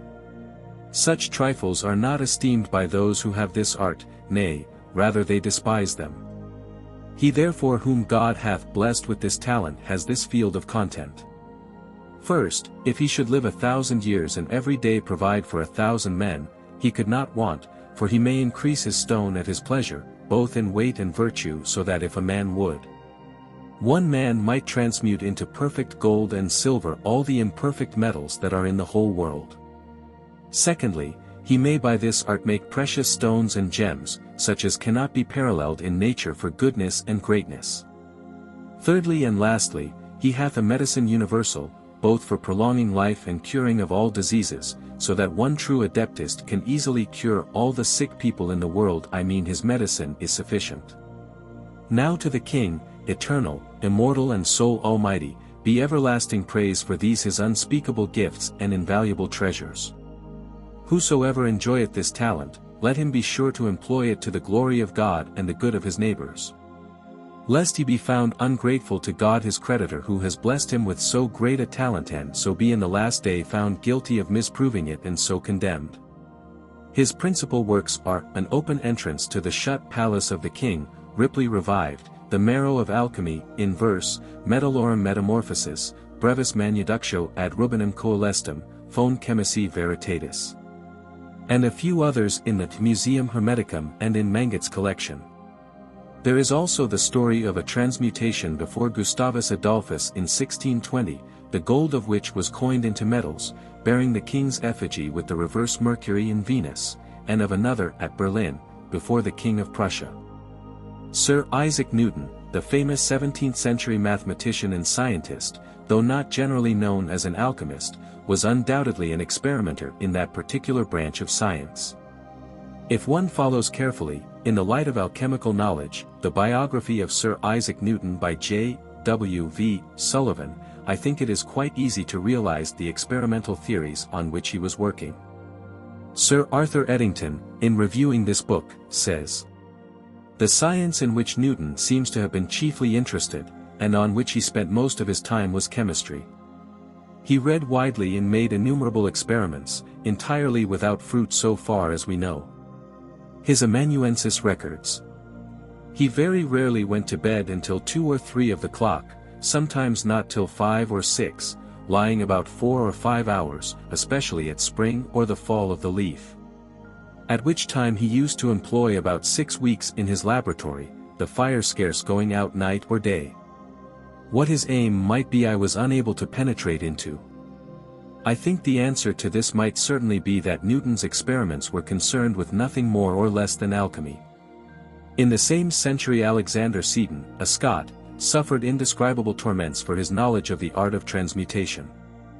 After practicing in his own country he went abroad, where he demonstrated his transmutations before men of good repute and integrity in Holland, Hamburg, Italy, Bâle, Strasbourg, Cologne, and Munich. He was finally summoned to appear before the young Elector of Saxony, to whose court he went somewhat reluctantly.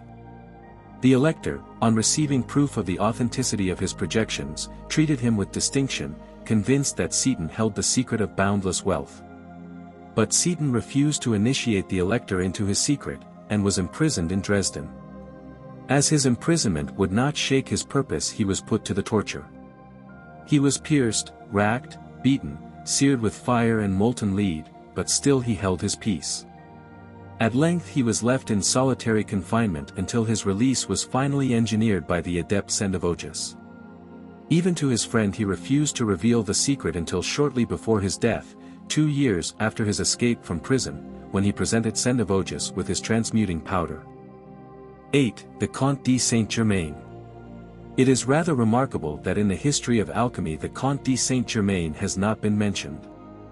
There is no doubt that he was an expert in the art, but of the many stories related about this remarkable man, his achievements in this particular sphere seem to play no part. Saint-Germain was a baffling personality. As far as can be ascertained he was the son of Prince Rákóczi of Transylvania, but, in any case, there can be no doubt that he was of noble birth, a man of great culture and refinement. His history as far as it is known is well worth reading, but does not come within the scope of this book, which is solely concerned with his interest in the alchemic art.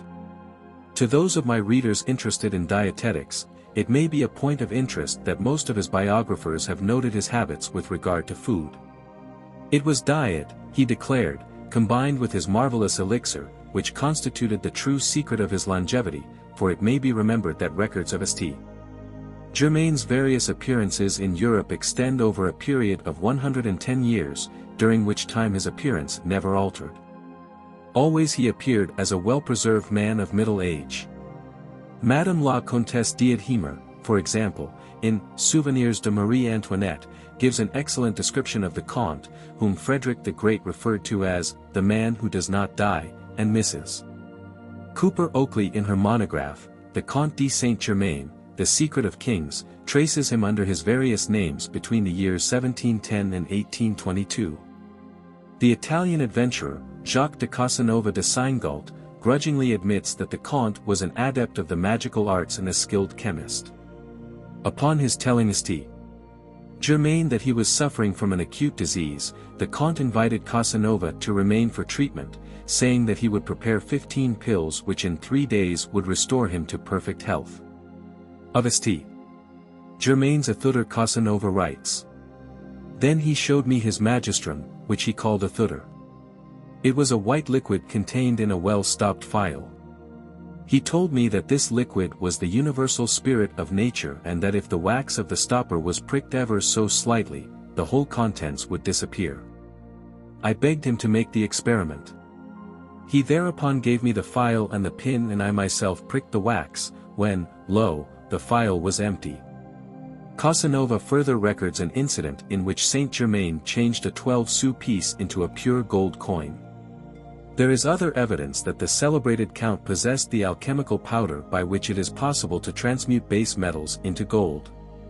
He actually performed this feat on at least 2 occasions as stated by the writings of contemporaries.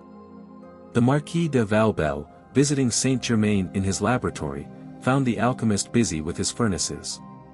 He asked the Marquis for a silver 6-franc piece, and covering it with a black substance, exposed it to the heat of a small flame or furnace.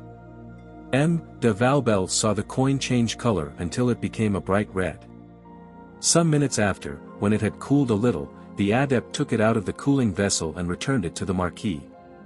The piece was no longer silver but of the purest gold. Transmutation had been complete. The Comtesse d'Adhemer had possession of this coin until 1766, when it was stolen from her secretary. One author tells us that Saint-Germain always attributed his knowledge of occult chemistry to his sojourn in Asia. In 1755 he went to the East for the second time, and writing to Count von Lambert he said, "I am indebted for my knowledge of melting jewels to my second journey to India." There are too many authentic cases of metallic transmutations to condemn Saint-Germain as a charlatan for such a feat. The Leopold Hoffmann medal, still in the possession of that family, is the most outstanding example of the transmutation of metals ever recorded. 2/3 of this metal was transformed into gold by the monk Wenzel Seiler, leaving the balance silver, which was its original state. In the circumstances fraud was impossible as there was but one copy of the metal extant. For these notes on incidents in Saint-Germain's life I am indebted to Mr. Manly Hall's introductory material and commentary to the Most Holy Trina Sophia, Comte de Saint-Germain. The Most Holy Trina Sophia, or the Most Holy Threefold Wisdom, is composed of 12 sections.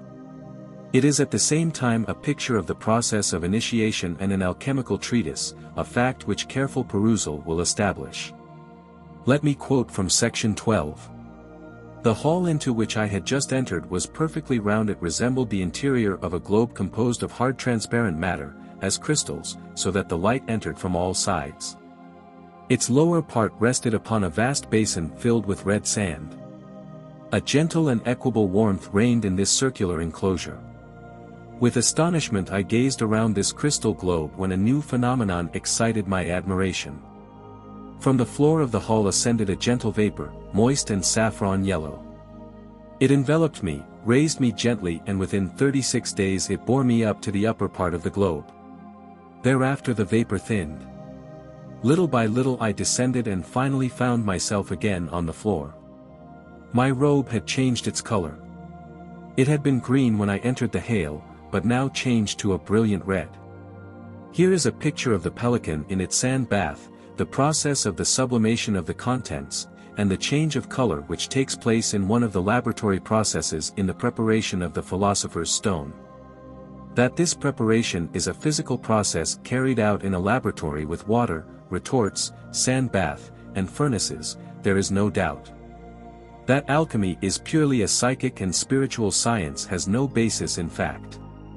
A science to be a science must be capable of manifestation on every plane of consciousness, in other words it must be capable of demonstrating the axiom as above, so below.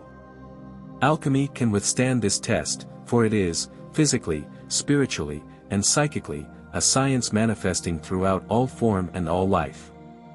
The various foregoing records should in some measure bear testimony to the claim of alchemy to be a physical science based on an inner knowledge of the properties of metals. Casanova's description of St. Germain alone is evidence that as recently as the latter part of the 18th century, at any rate, a method of preparing a physical stone, capable of transmuting metals and curing disease was in practice. Modern science knows of no substance that can change lead or quicksilver into the likeness of solid gold by the mere addition of a grain of red powder. And may therefore choose to scoff at the alchemists' assertions as products of a too fertile imagination, at their writings as gibberish. But the fact must be borne in mind that the assertions were corroborated by impartial observers, and that the gibberish of the Hermetic tracts is scarcely less intelligible to the layman than is modern chemical phraseology. 9. The seed of metals. In this section I am placing before my readers some alchemistical teachings, together with my own interpretation of the theory of alchemy. In an attempt to clarify some of the apparent jargon in which the alchemist expressed his thoughts, and to demonstrate the scientific truth contained therein, a truth as self-evident and comprehensible as any scientific theory of today. Instead of dealing with chemistry, occultism, and religion as distinct and separate subjects, alchemy has definitely taught the unity of all life and manifestation. It has attempted, and I think successfully, to correlate chemistry, occultism, religion, astrology, magic, and mythology, and to present them all as parts of the one manifestation. It has attempted also to show that as the health and well-being of the body are as necessary to true religion as true religion is necessary to a healthy and balanced body, so occultism, elucidating as it does the unseen aspects of man, is necessary to both. By true religion, of course, I mean, not the dogmatic teaching of any one church or sect, but the law of life and living, and by occultism, the manifestation of powers working through and with man to his ultimate perfection. That all things proceed from one thing by the will of the one being, that is, that all manifestation proceeds from one, is the axiom that lies at the root of the theory of all alchemical science. The Hermetic tract expressed it thus: as all things were produced from one by the mediation of one, so all things are produced from this one thing by adaptation, or, in other words, the one in manifestation has become many. From this one, this seed, as it were, which the alchemist has called the alchest, have proceeded three, mercury, sulfur, and salt, and again from these three have proceeded the many. Now we must remember that these terms are used by the alchemist very much as the modern chemist uses his terms, which when all is said, convey about as much or as little to the lay mind as do those of the alchemist. The alchemist's mercury, therefore, must not be confused with the metallic mercury which it resembles neither in texture nor appearance, neither must the sulfur necessarily possess the qualities of sulfur as we know it. But to a student of alchemy these two substances, together with their salt, convey the idea of the spirit, the soul, and the body. As Paracelsus said, it is not, however, the common mercury and the common sulfur which are the matter of metals, but the mercury and the sulfur of the philosophers are incorporated and inborn in perfect metals and in the forms of them. It may perhaps simplify matters a little if I give at this point some of the alchemical terms used. The spirit of mercury, alternatively called the quintessence of the philosophers, aqua vitae, water of paradise, azoth, mercury of the philosophers, has also on account of its extreme volatility been termed the eagle. For unless its container be very efficiently sealed, it rises into the air and is lost. Now, as I have stated in a previous paragraph, when this spirit of mercury or seed of metals is divided, from it issue two, the white mercury in the sulfur, whose oily tincture, being the golden red of the sun, has earned for it the name of the red lion, the sun, according to astrology, being in the constellation of Leo the lion. These two, the white and the red, are looked upon as the female and male principles, the negative and the positive, Lune the mother and Sol the father, or Lune the queen and Sol the king. This idea of the male and female, or positive and negative elements, is as old as time. Take, for example, the following extract from the Chinese, translated by Edward Chalmers Werner. Mu Kung, or Tung Wang Kung, the god of the immortals, was also called I Chun Ming and Yu Huang Chun, the Prince Yu Huang. The primitive vapor congealed, remained inactive for a time, and then produced living beings, beginning with the formation of Mu Kung, the purest substance of the eastern air. And sovereign of the active male principle, Yang, and of all the countries of the east. His palace is in the misty heavens, violet clouds form its dome, blue clouds its walls. Shin Tung, the immortal youth, and Yu Nu, the jade maiden, are his servants. He keeps the register of all the immortals, male and female. Shi Wang Mu was formed of the pure quintessence of the western air, in the legendary continent of Shin Chou.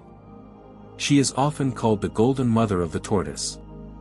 As Mu Kung, formed of the eastern air, is the active principle of the male air, and sovereign of the eastern air, so Shi Wang Mu, born of the western air, is the passive or female principle, Yin, and sovereign of the western air. These two principles, cooperating, engender heaven and earth and all the beings of the universe, and of the subsistence of all that exists. At this point, too, I should explain that the metals have been recognized as the manifestation of planetary influences and named in accordance. Thus, gold is termed the sun. Silver is termed moon. Mercury is termed Mercury. Tin is termed Jupiter. Iron is termed Mars. Copper is termed Venus. Lead is termed Saturn. According to this teaching, the metal is formed as the result of certain stellar vibrations or waves of energy and consequently carries the characteristic of the planet by which it is influenced. Thus, gold is the manifestation of the perfect metal even as the sun is the manifestation of life on this planet. Silver, the color of white, is the moon, the negative aspect of the sun. Mercury, as the planet Mercury, is of a volatile nature, its surface being in constant movement. Iron is strength and force, Mars being the planet of energy and force. Copper is Venus, closely approaching the color of gold, Venus being the planet of beauty, and of love. Lead is Saturn the tester. Cold, and known in Kabbalistic teachings as the root of metals. Tin is Jupiter, the planet of benevolence and opulence. All metals are in a constant state of progression. By this I mean that gold, the perfect metal, stands at the head, the summit of perfection, as it were, whilst all other metals are on the way towards eventually becoming gold. Thus the alchemist merely does by art what nature does slowly through the years. Species, says Friar Bacon, are not transmuted, but rather their subject matter. It is the subject matter of the metals, the radical moisture of which they are uniformly composed, that the alchemist maintains may be withdrawn by art and transported from inferior forms, being set free by the force of a superior ferment or attraction. Metals have always been recognized by the alchemists as living, breathing substances, each one having as its component parts mercury, sulfur, and salt. The difference in the consistency and characteristics of the metal being due to the proportion of these three principles one to the other. To illustrate this point, let me quote from Basilius Valentinus, one of the greatest alchemists of the 15th century. Therefore the metal of Mars, iron, is found to have the least portion of mercury, but more of sulfur and salt. The reader must moreover know concerning the generation of copper, and observe that it is generated of much sulfur, but its mercury and salt are in an equality. Among all metals gold bath the preeminence because the sidereal and elementary operation hath digested and refined the mercury in this metal the more perfectly to a sufficient ripeness. Good Jupiter, tin, possesses almost the middle or mean place between metals, it being not too hot, nor too cold, nor too warm, nor too moist, it hath no excess of mercury, nor of salt, and it hath the least of sulfur in it. I tell thee that Saturn is generated of little sulfur, little salt, and much unripe gross mercury, which mercury is to be esteemed a froth that floats upon the water in comparison of that mercury which is found in Sol, gold, These quotations will illustrate what I intend to convey by my reference to the proportionate relationships of the three substances.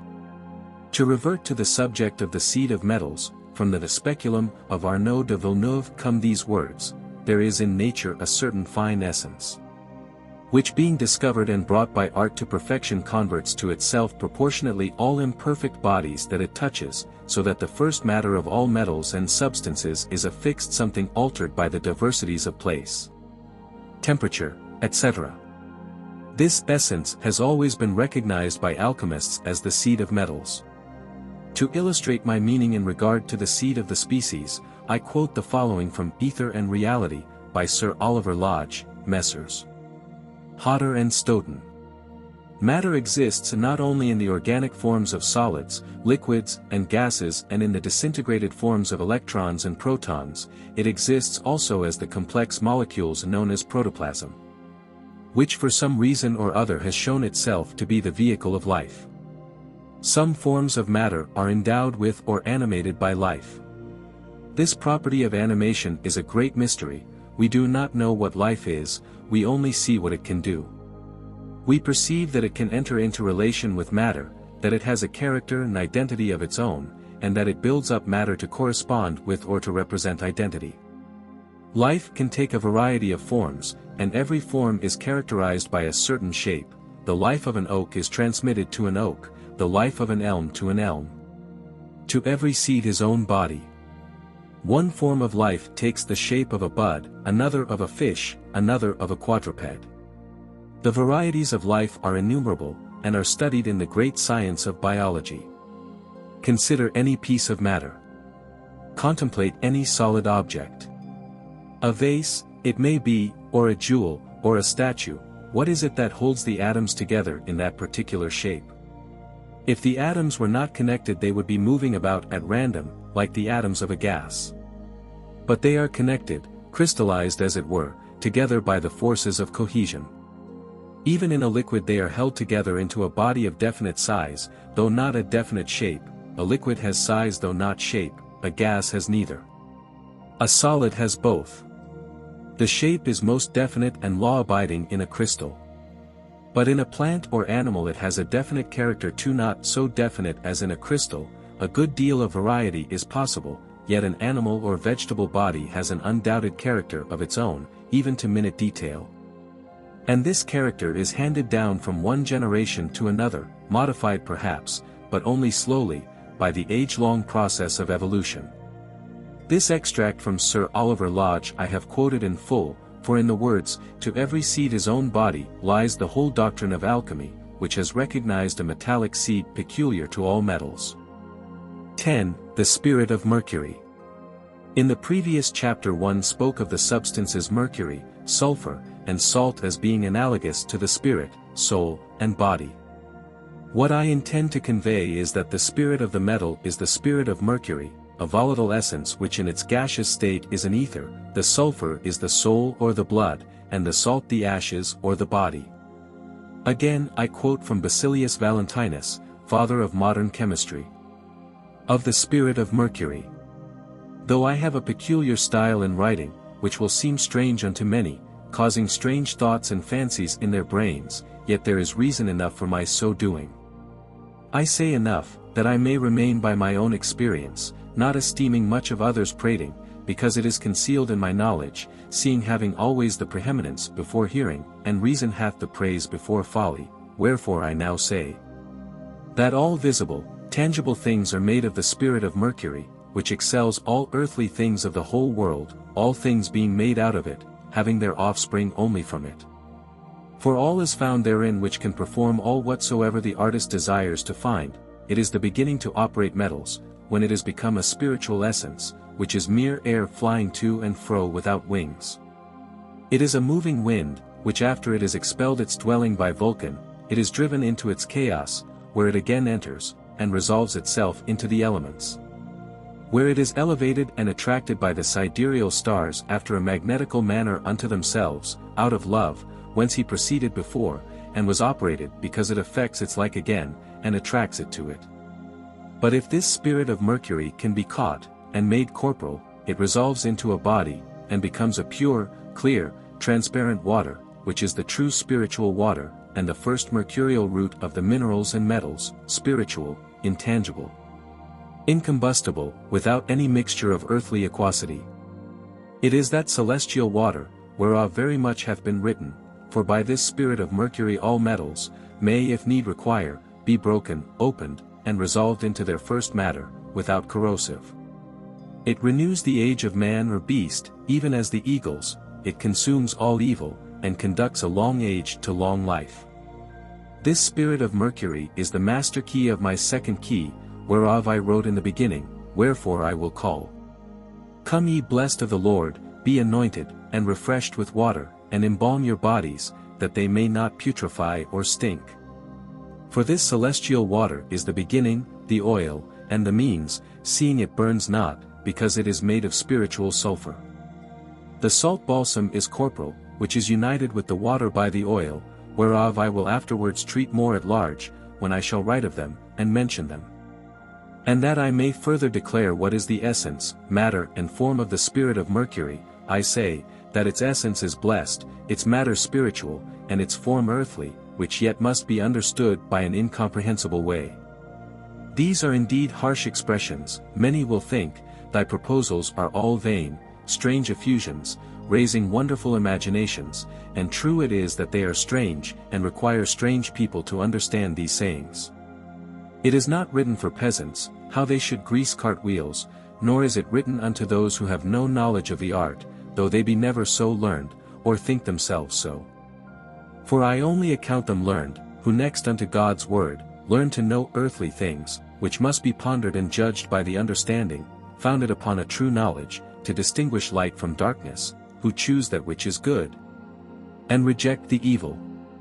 It is needless for you to know what the beginning of this spirit of mercury requires, because it can in no wise help nor advantage you, only take notice of this, that its beginning is supernatural, out of the celestial, sidereal and elementary, bestowed on it from the beginning of the first creation, that it may enter further into an earthly substance. But because this is necessary which hath been declared to you, leave the celestial to the soul, apprehend it by faith, and let the sidereal likewise alone, because these sidereal impressions are invisible and intangible. The elements have already brought forth the spirit perfect into the world by the nutriment, therefore let that alone likewise. For man cannot make the elements, but only the Creator, and remain by thy made spirit which is already formal and unformal, tangible and intangible, and yet is presented visibly.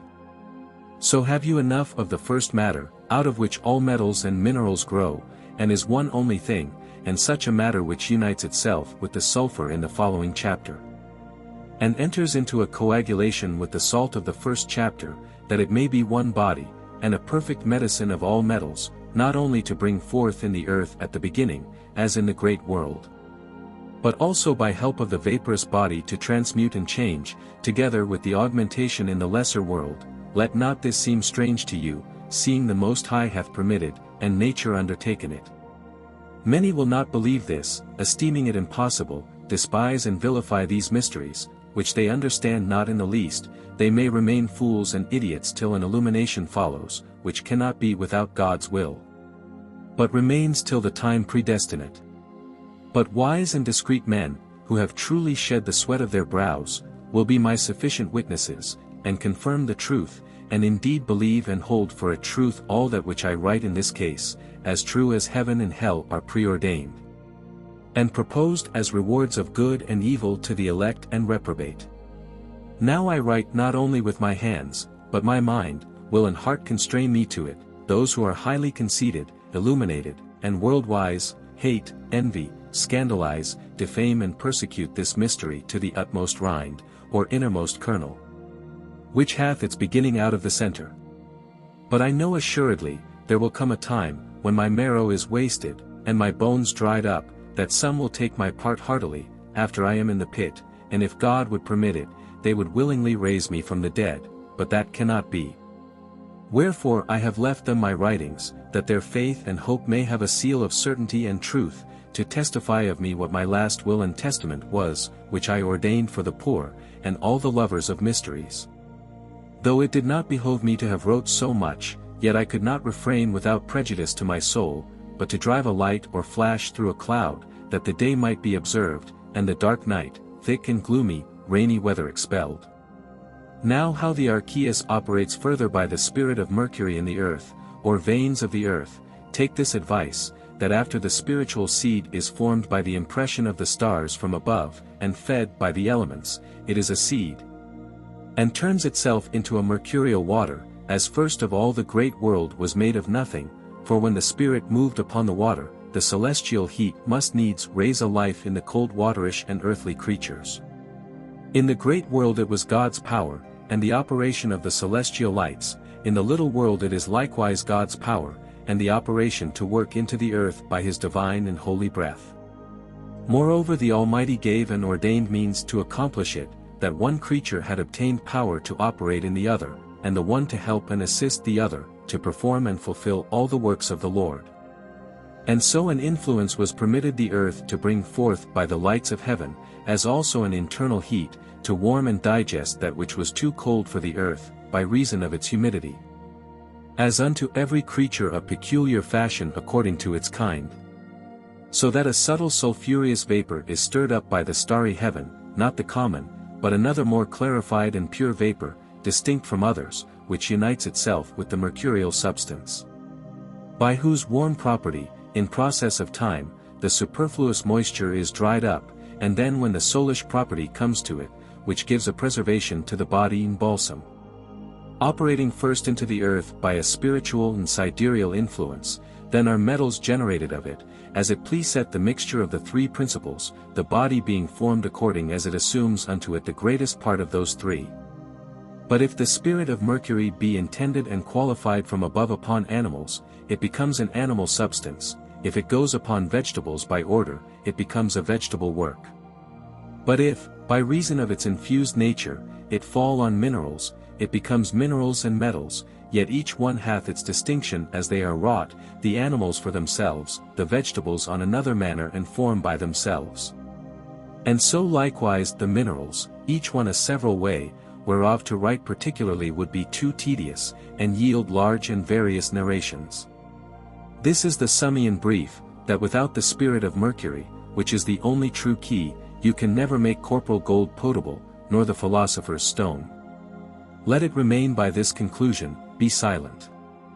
For I myself will at present say no more, because silence is enjoined thee and me by the orderly judge, recommending the execution and further search thereof to another, who hath not as yet reduced the matter into a right order. And hear the words of Alexander von Such 10, from the blessed casket of nature's marvels by Benedictus Figulus. The primary matter of man and the primary matter of the great world are one and the same thing. But this primary matter of the world and of man is a crystalline water, of which Holy Writ says, before God created heaven and earth, the Spirit of the Lord brooded over the waters. This water became a primary matter of both. But where remains the Spirit of the Lord, which brooded over the waters, after the two worlds, i.e. heaven and earth, and man had been created from the same? I reply, in the primary matter of man and of the world, God who is perfection, has wished to dwell in man. But here the following question might be put. How did man know, since the primary matter of man and the world is a crystalline water, how could man know whether the Spirit of the Lord had remained in this primary matter of the world, or of man? I reply, he knew it by the art of water, for water was his teacher. This teacher shewed him how the world dies, how the spirit departs from it, how the body is without spirit, the spirit without body. He saw how the spirit returns to the body, and the body revives. He saw by the decay of the world that it did not become again what it had been before. Hence it became plain to him that God dwells not in that which passes away, but in that which is eternal. 11. The quintessence, I. Space, whether interplanetary, intermaterial, or interorganic, is filled with a subtle fluid or gas, which we call, as did the ancients, a thin solitary ether. This fluid or gas, unchangeable in composition, indestructible, invisible, pervades everything in all matter. Metal, mineral, tree, plant, animal, man, each is charged with the ether in varying degrees. All life on the planet is charged in like manner, a world is built up in this fluid, and moves through a sea of it. Ether, which the occultist terms astral light, determines the constitution of bodies. Hardness and softness, solidity and liquidity, all depend on the relative proportion of ethereal and ponderable matter of which they are composed. The arbitrary division and classification of physical science, the whole range of physical phenomena, proceeds from the primary ether, for science has reduced matter as we know it to ether, which, although not solid matter, is still matter. When most of us speak of matter, of course, we usually visualize solid substance, but it has been proved by science that matter is not actually solid, but merely a stress, a strain in the ether. The atoms, and finer still, the electrons and protons of which it is composed, all move in a sea of ether, so that in accordance with this theory, the very air we breathe, the very bodies we inhabit, all must likewise be moving in this sea of ether. The parent element from which all manifestation has come. This principle that all things proceed from one is demonstrable in the physical, in the principles of biology, the multicellular organisms, complex as they may be in their structure, nevertheless arise from a single cell. Science postulates that all matter is composed of atoms, the atoms, however, are composed of protons and electrons, and the electrons in their turn are evidently composed of ether.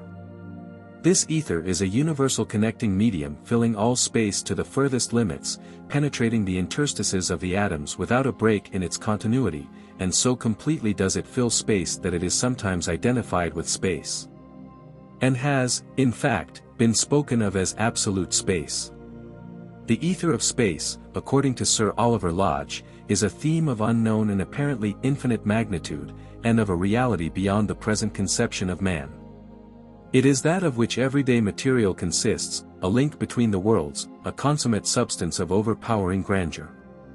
By a kind of instinct one feels it to be the home of spiritual existence, the realm of the awe-inspiring and supernal. It is coextensive with the physical universe, and is absent from no part of space. Beyond the furthest star it extends, in the heart of the atom it has its being.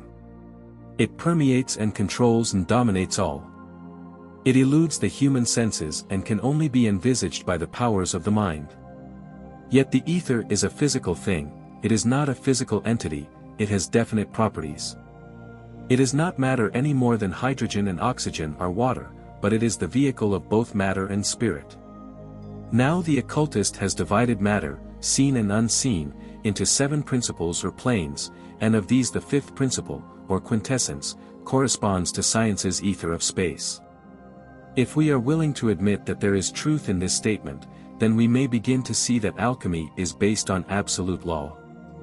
All the forces of our scientists have originated in the vital principle, that one collective life of our solar system, which life is a part of, or rather one of the aspects of, the one universal life.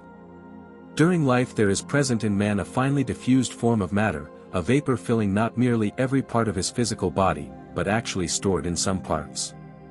A matter constantly renewed by the vital chemistry, a matter as easily disposed of as the breath, once the breath has served its purpose. Of this matter Paracelsus wrote, "The archeus is an essence that is equally distributed in all parts of the human body. The spiritus vitae takes its origin from the spiritus mundi.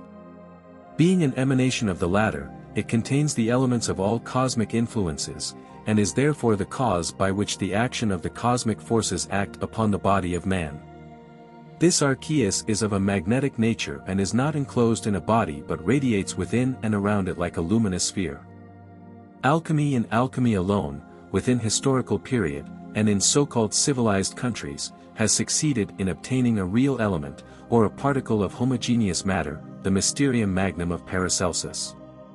By his age-old science the alchemist may set free this vital principle in his laboratory, destroy the body of the metal on which he is working, purify its salt, and bring its principles together in a higher form.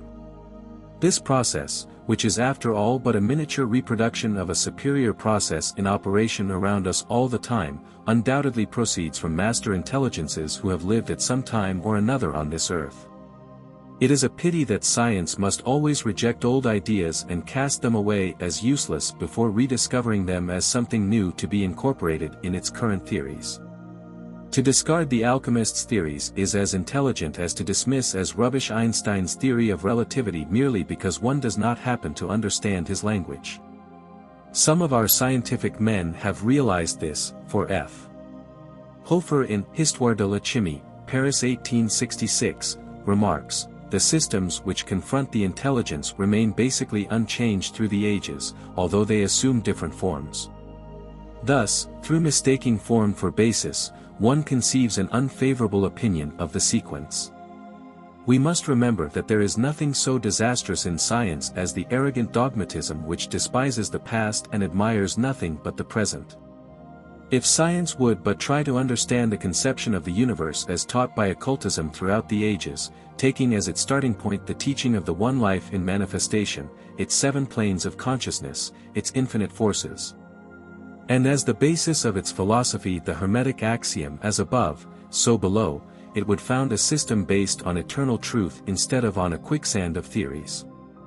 Science will never really understand the truth about life until it reaches this realization, which cannot be attained through its instruments and appliances, but only through the inner powers of the mind.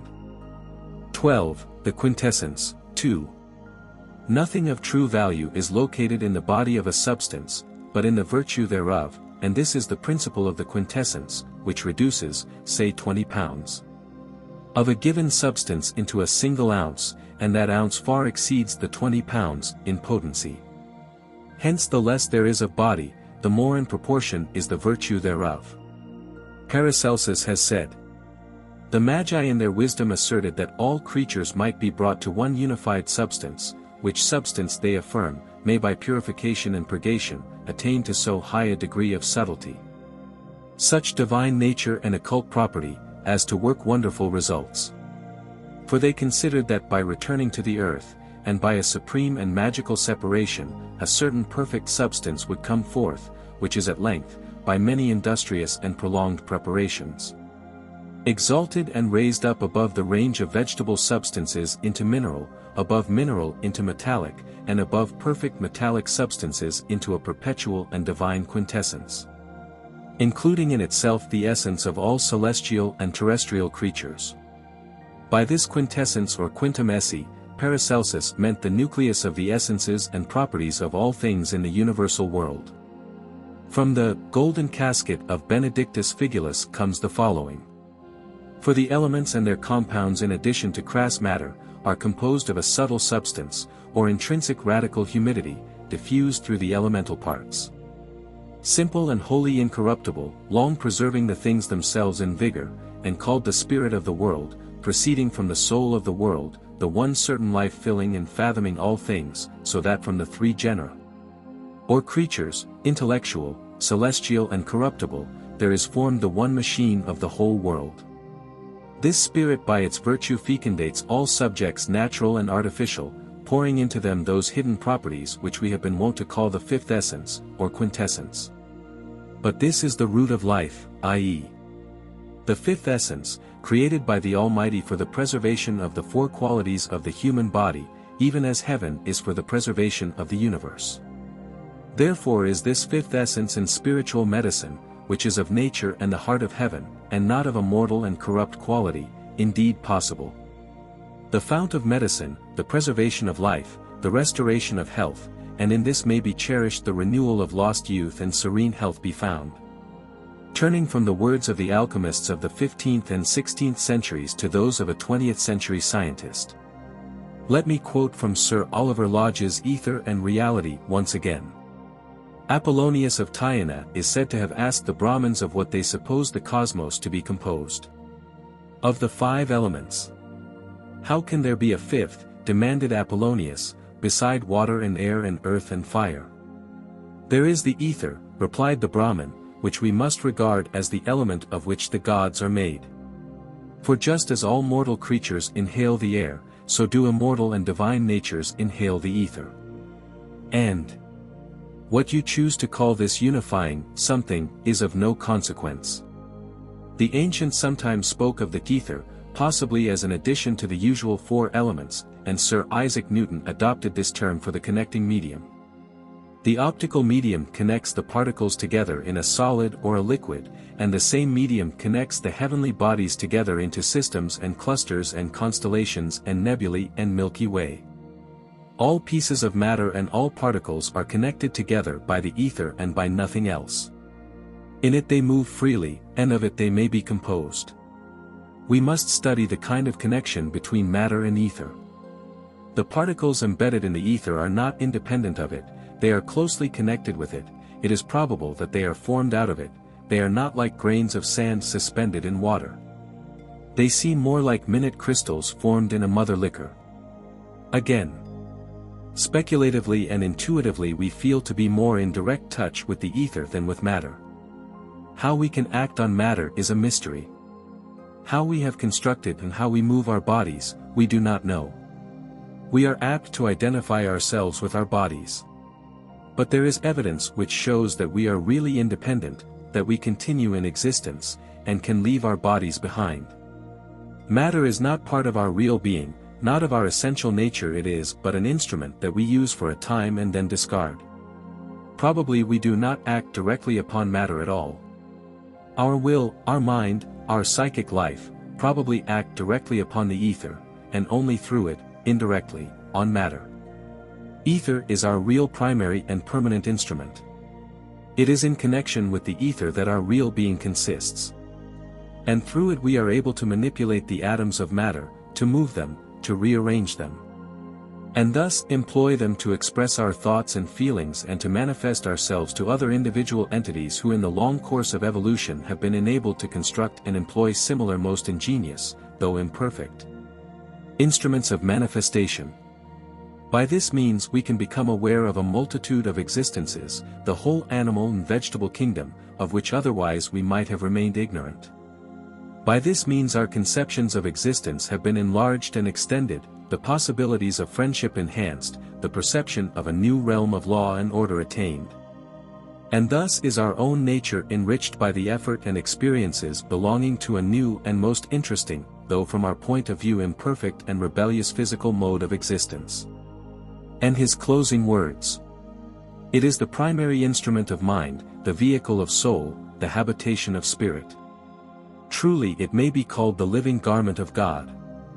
This comparison between the writings of scientists of different centuries is interesting, since it seems to me that while there may be some difference in actual verbal expression, each man refers to the same principle. 13. The quintessence in daily life.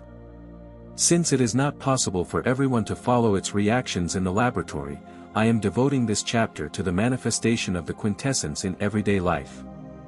For it is not merely in the laboratory that this vital principle evinces itself, but through all phases and conditions of existence. Vitamins. First, what of our food? The physicist has found that for a food to be really worthy of that name it must contain a certain vital essence, which he has called the vitamin. Without this vital quality, which I believe to be this same quintessence or divine energy, any type of food whatsoever is just so much dead matter. For instance, expeditions on which the men have subsisted entirely on a diet of tinned food have invariably shown that whilst ingesting the bulk of food necessary for the satisfaction of their hunger, they yet suffered from starvation, since that food was devoid of its vital principle, the quintessence or vitamin. Most of us have read at some time or another of the sufferings of the early navigators who would sail for weeks without sighting land, living the while on dried food. From those islands which could provide anything in the way of fresh meat and fruit they would replenish their miserable stores, and for a time whilst these fresh provisions lasted, the crew would improve in health and vitality. But with the exhaustion of the supply would come depletion of vitality, scurvy, and other trials occasioned by a deficiency diet. Citrus fruits, in particular, were found to be extremely effective for combating scurvy, and British sailors at one time in their history were called limeys by reason of the citrus fruit included in their food quota. This food problem, then, which we have confronting us is surely a proposition of vast dimensions. From all sides we are bombarded with demands for a fitter people, for an A1 nation, but if this high standard of national health is to be attained, then the food problem of the people must be tackled in all seriousness. While the peoples of the world depend for their sustenance, as the greater part of our Western civilization does today, on a diet of highly refined food, from which all real food value has been extracted in the process of refinement. There is little hope of any improvement in their physical status, and this lack of vitally charged food may easily be a reason, and a very important reason, for such diseases as cancer and kindred complaints. Infantile paralysis, sleepy sickness, and influenza. As a preventative to many diseases, medical men are now recommending vitamin D. But actually this question of vitamins is only touching the edge of a problem which is of very real importance and urgency to each one of us: the necessity for a diet incorporating in its constituents that vital energy or quintessence without which a food is no food at all. Digestion. From the food itself, let us turn our attention to the digestion of that food in the human body. In the process of digestion we find a much more complex action taking place than physiology has so far been able to demonstrate. The process of ingesting food into the human stomach is really a mild form of poisoning, and in order to utilize to the best advantage the foodstuffs he is taking, the human being must transmute those foodstuffs, provided for him by the animal and vegetable kingdoms, into a form that the cells of his body can readily take up and assimilate. Without this process of change in digestion, man would probably die of poisoning. For an example of this changing process, take albumin. Albumin in the process of digestion is split up into its amino acids and then brought together again as a human albumin capable of absorption and assimilation by the cells of the human body. Can any physiologist explain how this change takes place? Physiologically there is no explanation which would elucidate this process, but that it does take place is a fact. In its enactment we have an instance of transmutation, of man taking into his body a lower form of life for its transmutation into something higher, and what is that but an alchemical process? The transmutation of a lower substance into a higher, when it takes place in the body of man, is definitely a function of the unconscious part of the mind, a function not consciously performed by the ordinary individual owing to the fact that the mind of man, in the process of building form from the amoeba upwards, has relegated such functions to the unconscious or subconscious part of the mind, leaving the surface consciousness to carry on with outside problems. Thus whilst all this work of digestion, circulation, breathing, etc., is being carried on by the deeper strata of the mind, the upper strata are free, as I have just said, to deal with the demands of everyday life. How many of us realize, I wonder, that here in this very process of digestion is taking place an act of magic which the average man cannot understand, complacently though he accepts it? Occultists have taught that this process of the transmutation of food in the human body can be helped by the conscious part of the mind, by what some schools would call autosuggestion. Thus we have an example of man as the medium through which a transmutation of a lower form of matter into a higher may take place. Breathing. To take another function of the human body, that of breathing. What has physiology to tell us of the process of breathing?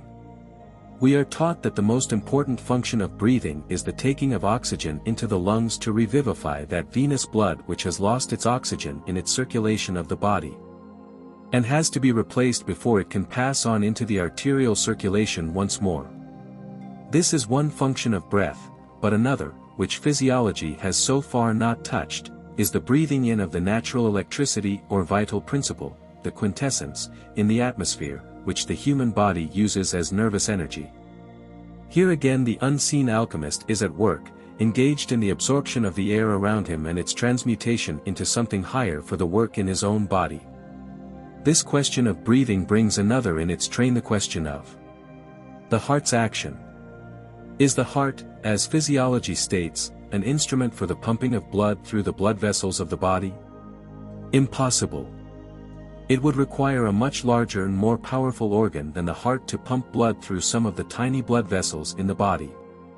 The heart is the regulator of the flow, not the pump, the circulation of the body being an electrical process, with the arteries as the positive and the veins as the negative charges. The venous blood being negative is drawn to the lungs which are positive, and they're recharged with the air intaken by the lungs. After receiving its positive charge the blood is repelled from the lungs, since two positive charges repel one another, and flows through the heart to the aorta, the rate of its flow being regulated by the heart's beat. The aorta divides and subdivides throughout the body, giving up its charge to the nervous system, which passage causes the blood once again to become negative and necessitates its return, through the veins, to the lungs for recharging.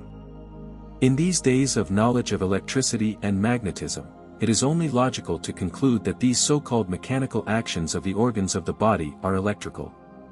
The atom of oxygen is like a sponge that holds a certain amount of etheric force or electricity, the quintessence, each atom enclosing within itself a charge of vital energy. The human body is a chemical laboratory in the so-called atoms of oxygen, hydrogen, nitrogen, etc., contain within themselves charges of vital energy. The yogi, in describing his breathing exercises, speaks of a certain vital principle of energy which he calls prana, which is in actual fact another instance of the manifestation of the quintessence. In his system of breathing, the mind is so centered on the act of breathing that this quintessence of the air is consciously taken in for the revitalization of every part of his body. When you take a holiday in the mountains or by the sea, with beneficial results, the real benefit obtained is from this quintessence or vital energy in the air which you breathe in. The alchemist, by his laboratory process, is taking this quintessence or vital energy from metals, since he has found in his experience that it is obtained from minerals and metals in a more perfect form than from plant life. The minerals being of the first manifestation. 14. The medicine from metals. In our treatment of the human body we have to remember that in composition it is not an inanimate object capable of sustaining the kind of treatment accorded to a sack of sand, but a delicate organism possessed of the capacity of feeling, consciously and unconsciously, and must be handled accordingly. The cell life of the body is selective in the finest sense, the cells rejecting any substance unfit for their use. And consequently it is as reasonable to expect to run a modern aeroplane engine on inferior fuel as to ingest into the human body for its maintenance a drug of a gross nature, or a food devoid of its natural vital principle. We all have constant proof of the fact that at a certain stage in his life man's body apparently begins to deteriorate. The reason given for this deterioration being the slowing down of the cell activity, with the result that the body's wasting process proceeds more rapidly than does the repairing process. This explanation is correct, for as man gets older, the vital energy does not flow through to the cells of his body so efficiently as in his youth, and the cells of the body, when unable to obtain their requisite elements, become sluggish in their action and ultimately diseased. In this connection our ideas on so-called diseased bacteria have to be very much revised. The so-called bacteria is the medium through which the vital energy is transferred to the cell life. This is its work, the purpose for which it was created, and if for some reason the flow of that energy is impeded in its passage, then the bacteria takes its energy from the cell, and at once becomes pathological. For this reason it has been regarded by the medical faculty as the cause of the disease. But any bacteriologist will realize how nearly he has approached to the truth of this statement when he in his turn states, for example, that certain types of bacteria are oxygen-eating, that is, in the event of their being unable to obtain their oxygen from such a substance as sugar, they take it from the human body and so debilitate and disease that body. For this reason, if we really desire to become an A1 race, we must find and understand the preparation of those elements which the human body's cell life requires to assist its correct functioning, for when the cell life of the body fails, then the body itself fails also. Alchemy, as demonstrated by two of its most prominent exponents, BASIL, VALENTINE and PARACELSUS, is concerned not only with the attainment of the philosopher's stone, but with the preparation of medicines, by which is meant the separation of the ethereal from the gross, the true secret of the spagyric art. At the present day we have two definite systems of medicine, the one termed allopathy, the other homeopathy. Both these systems have countless remedies, but neither is by any means perfect, for where the allopath gains his cures, the homeopathist has to admit defeat, and where the homeopathist succeeds, the allopath may fail. The allopath, whose methods are the more widely practiced at the moment, maintains that the homeopathist gains his successes through the imagination of his patients, but the homeopathist believes his methods to be the more scientific. since he deals with a more finely divided and spiritualized medium. For while the allopath uses his drugs without trituration, the homeopathist triturates his drugs from the first decimal to the higher potencies even up to the 200th decimal. Even so, although his method is the more perfect of the two, it is still far from the ideal. The homeopathists, of course, teach that the founder of their system was Hahnemann, but in actual fact this is inaccurate. Hahnemann merely rediscovered in part a system which had been taught in alchemy for hundreds of years. I say in part because the alchemists' interpretation of the system was very much more perfect than is the modern homeopathists. In regard to the question of potencies, I will repeat once again the definition of the quintessence: nothing of true value is located in the body of a substance but in the virtue thereof. And this is the principle of the quintessence, which reduces, say, 20 pounds to a single ounce, but that ounce far exceeds in potency the entire 20 pounds. Thus to find the quintessence of iron, for example, the metal is changed into its vitriol or salts, which in turn are purified by several washings in distilled water, and after each washing recrystallized. The salt is then calcined to redness and its spirit drawn off in a special manner and also in its turn carefully distilled several times, the result being a red oil of iron which is its true essence, a few drops constituting a dose. The first essential of a really effective healing agent is that it should contain the quintessence or vital principle of the herb or metal used. And it is the homeopathist's failure to provide this element in his preparations which entails the loss of the real value of his medicaments. The allopathist's failures lie in the fact that his remedies are always administered in too crude a form. In the administration of a metal, for instance, it must be understood that the body of a metal is worthless. As a medicine, it cannot heal, it is the essence alone that is curative. Only too often the body is poisonous, and until that gross part of the metal be broken up, its administration is definitely harmful. Probably one of the most common forms of metallic poisoning is that of mercury, but remove the harmful parts of the metal and the healing essence is free to do its work thoroughly. Nitrate of silver is a caustic poison, but remove the gross part of the metal and the essence of the silver is a cure for diseases of the brain. Lead salts are poisonous, it is true, and in many cases their administration has resulted in death from lead poisoning, but remove that poisonous matter and the remaining essence, which is clear, sweet-smelling, and aromatic in taste, forms a cure for all diseases of the spleen. Copper, when the gross body of the metal is removed and the essence unlocked, is invaluable for the nervous system and the kidneys. Likewise, tin for the liver, iron for all inflammatory diseases, and the bile, and gold for the heart and general circulation.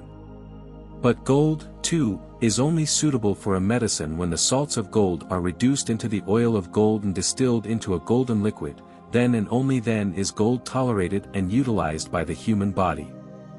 The salts of gold used at the present day can never be assimilated, for by their present method of preparation they can never be properly distilled and purified. From the foregoing paragraphs it will be seen that the whole principle of cure rests on the proper separation of this quintessence to which alchemy, and alchemy alone, provides the key. The whole principle of the system is that the body of the metal impedes the action of the essence, and those metals which have hitherto been regarded as poisonous, mercury, antimony, lead, arsenic, are all non-poisonous and capable of greater curative potency when this process has been faithfully carried out. A third system of medicine which I have not mentioned, and which is not much practiced in this country, has recently come into being. I refer to the colloidal system. Although even here the methods of preparation have not been pushed quite far enough, the results of some of its experiments would seem to indicate that this particular branch of research work is being conducted on the right lines, and is paving the way to a more efficient system of medicine. The Rockefeller Institute, in the course of its research work, has demonstrated that iron taken in this form is much more easily absorbed by the body than in its cruder state. Whilst copper administered as a colloidal preparation is a powerful agent in the reduction of neuralgic and nervous conditions.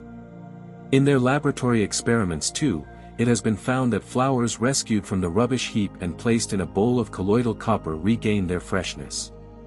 A further proof of the efficacy of the system was provided during a bad outbreak of goiter in one of the American states. The epidemic was almost entirely eliminated by the addition of a colloidal preparation of iodine to the supply of drinking water in those districts where the goiter was most prevalent. For a medicament to be brought to its highest grade of action, the preparation is of inestimable importance, but so long as the physician is content with the preparation of the chemist, I fail to see how any vital improvement in the quality and efficacy of our healing mediums can be expected. The physician is no chemist, the chemist has no clinical experience, and so the medicinal art must fail repeatedly not because its students themselves are incompetent, but because the system under which they work is so inadequate. We contribute enormous sums of money to the maintenance of our hospitals and at the same time drive into them the victims of our foolish system of drugging and feeding. I repeat, it is not the body of men that I condemn, but merely our absurd system of contradictions. Paracelsus has said, "If, then, it be of such vast importance that alchemy shall be thoroughly understood in medicine, the reason of this importance arises from the great latent virtue which resides in natural things, which also can lie open to none, save in so far as they are revealed by alchemy. Otherwise it is just as if one should see a tree in winter and not recognize it, or be ignorant what was in it until summer puts forth, one after another, now branches, now flowers, now fruits, and whatever appertains to it. So in these matters there is a latent virtue which is occult to men in general. And unless a man learns and makes proof of these things, which can only be done by an alchemist, just as by the summer, it is not possible that he can investigate the subject in any other way." Again he says, "Who will deny that even in the very best things a poison may be hid?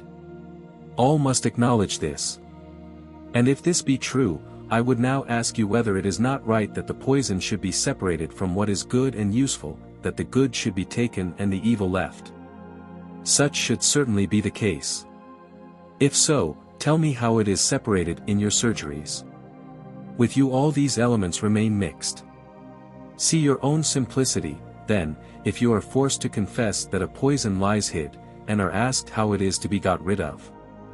Then you bring forth I know not how many correctives, which shall drive out and take away the poison. Does not the poison remain afterwards as before?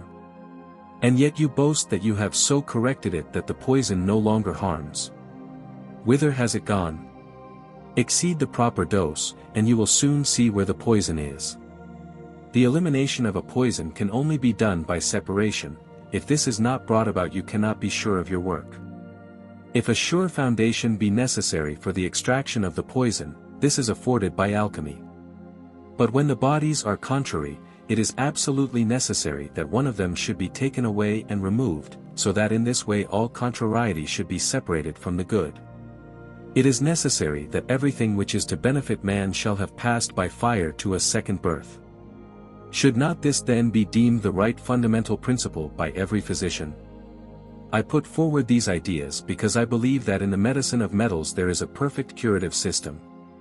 That in the 7 metals, gold, silver, iron, copper, tin, mercury, and lead can be found elements to cure all discords in the human body, and that when this system is properly understood and practiced, the multitude of remedies may be discarded. Be it understood that this is not my system, but one which is as old as man himself. Truly it has been said that there is nothing new under the sun, for knowledge is revealed and is submerged again, even as a nation rises and falls. Here is a system, tested throughout the ages, but lost again and again by ignorance or prejudice, in the same way that great nations have risen and fallen and been lost to history beneath the desert sands and in the ocean depths. To what end do we study history if not to learn from it? To profit by the example of those who have gone before, to learn from their mistakes, if needs be? Our civilization of today might be a far greater civilization if it would but borrow from the past, for knowledge there has always been, and wise men there have always been, who despite the persecution and opposition of their fellow men, have yet labored to preserve these secrets for posterity. 15. Practical. In writing this section on the practical work I wish my readers to realize that I am writing purely from the alchemists', not the chemists' viewpoint. I fully realized when commencing this work that my only hope of success was to put on one side for the time being any knowledge of chemistry that I might possess and to study alchemistical writings in a sincere attempt to understand the alchemist's language and reasoning. And then, by following out his instructions faithfully step by step, to prove the practicability of this science.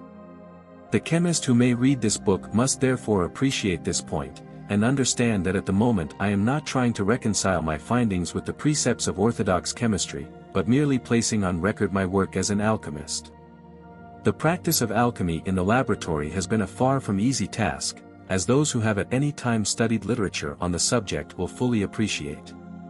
It is only by continuous experiment and constant comparison with alchemistic writings that the present results have eventually been attained. And looking back on the years of persistence in the face of the countless difficulties and failures which ever confront the would-be alchemist, one can well question the wisdom of pursuing such a course. At last, however, it does seem that these labors may not have been entirely in vain, for from these experiments has gradually emerged the vision of the benefit this art could be to man who, in his present state of imperfection, with its accompanying suffering of mind and body, would seem to require some assistance on his way through life. As I have said, I believe that in this art lies man's salvation from sickness and disease, and the secret of his ultimate perfection, but needless to say, in order to utilize to the full the physical benefits of alchemistic research, man must undertake the transmutation of certain baser elements in his emotional and mental makeup. With this process of psychological transmutation I do not propose to deal for the moment, but I am convinced that in this present age of chaos, when new ideas, new values, and, as I believe, new understanding are coming into being, it may be possible that some of these more unorthodox conceptions will meet with less opposition and more sympathy than previously. Since the complete destruction of all those conditions which in the 19th century seemed so permanent and immovable, man has been far less inclined to reject out of hand any new idea which may be put before him. For this reason I write down my findings of an age-old truth in the belief that it is a task destiny has set me, and whether my words be accepted or no lies not with me but with those to whom they are addressed. Come with me, therefore, to my little laboratory with its array of alembics, crucibles, and sand baths, and hear something of the struggles of the would-be alchemist and of the mysteries he seeks to unravel. After a careful study of Basil Valentine's Triumphal Chariot of Antimony, I decided to make my first experiments with antimony. I soon found, however, that on arriving at a crucial point, the key had almost invariably been deliberately withheld, and a dissertation on theology inserted in its place. Gradually, however, I came to realize that the theological discourse was not without object, but actually the means of veiling a valuable clue of some kind. After much labor, a fragrant golden liquid was finally obtained from the antimony, although this was merely a beginning. The alkest of the alchemist, the first matter, still remained a mystery. Then followed processes with iron and copper. After purification of the salts or vitriol of these metals, of calcination, and the obtaining of a salt from the calcined metal by a special process, followed by careful distillation and redistillation in rectified spirits of wine, the oil of these metals was obtained, a few drops of which used singly, or in conjunction, proved very efficacious in eases of anemia and debility which the ordinary iron medicine failed to touch.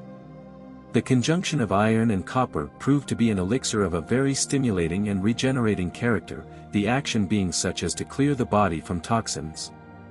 And I well remember on taking a few drops one evening that the prospect of a spell of fairly strenuous mental work, even after a really laborious day, seemed to hold no terrors for me.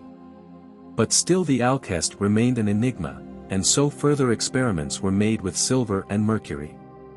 For those with silver, fine silver was reduced with nitric acid to the salts of the metal, carefully washed in distilled water, sublimated by special process, finally yielding up a white oil which had a very soothing effect on highly nervous cases.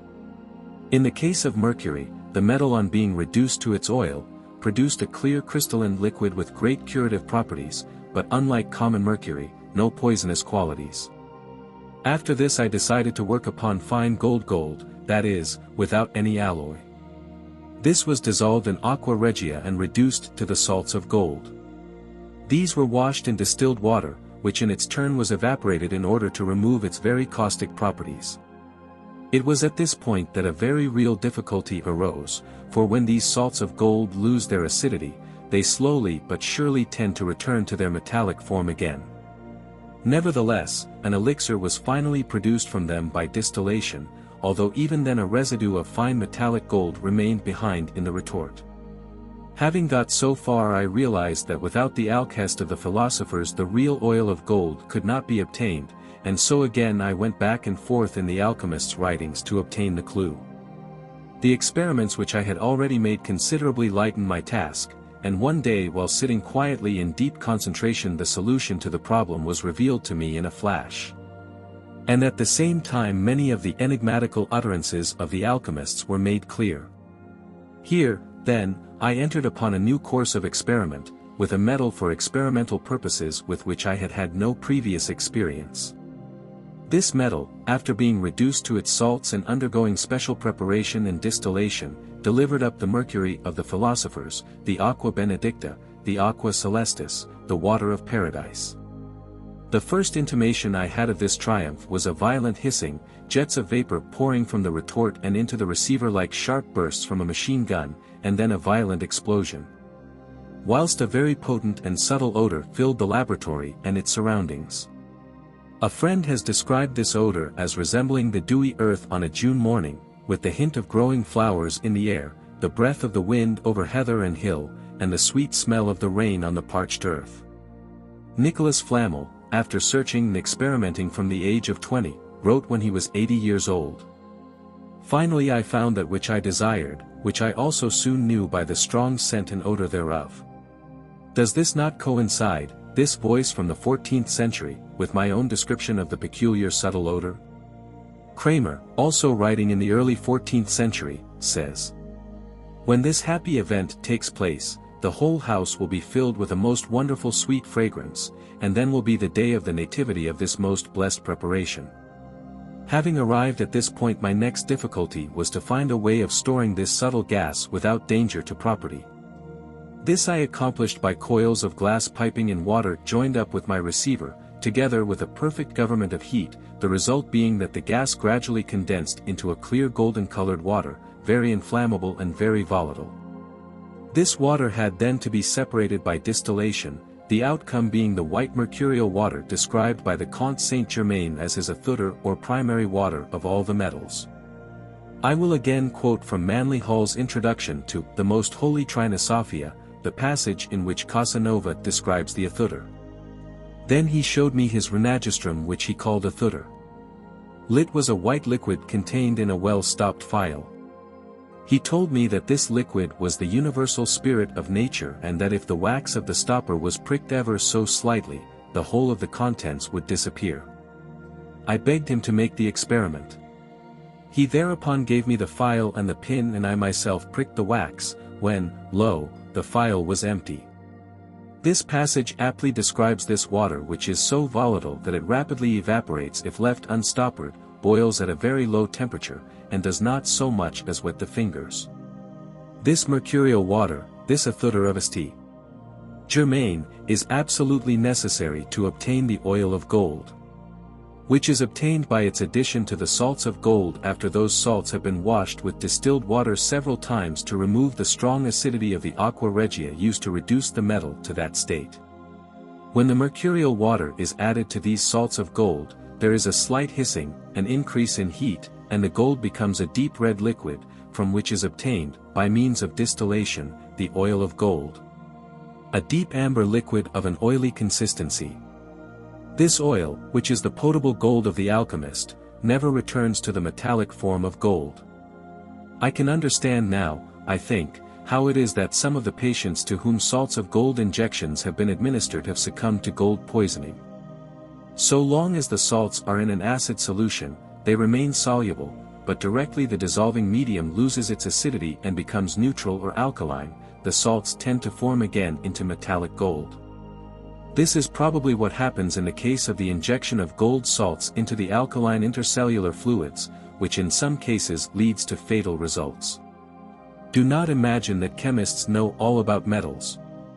They do not, as the following quotation from the report of Professor Charles Gibson's presidential address on recent investigations in the chemistry of gold would seem to show. The address was of a highly technical nature. One of the chief points brought forward was that current textbook views of the constitution of salts of gold are incorrect. These are never of the same nature as normal metallic salts with simple formulae such as OCl or OBr3, but always of a complex constitution. From the golden water I have described can be obtained this white water, and a deep red tincture which deepens in color the longer it is kept. These two are the mercury and the sulfur described by the alchemists, Sol the father and Lune the mother, the male and the female principles, the white and red mercuries, which two conjoined again form a deep amber liquid. This is the philosophic gold, which is not made from metallic gold, but from another metal, and is a far more potent elixir than the oil of gold. This deep amber liquid literally shines and reflects and intensifies rays of light to an extraordinary degree. It has been described by many alchemists, which fact again corroborates my work in the laboratory. Indeed, every step which I have taken in the laboratory I have found in the work of the various followers of the spagyric art. And now to the final goal, the philosopher's stone. Having found my two principles, the mercury and the sulfur, my next step was to purify the dead body of the metal, that is, the black dregs of the metal left after the extraction of the golden water.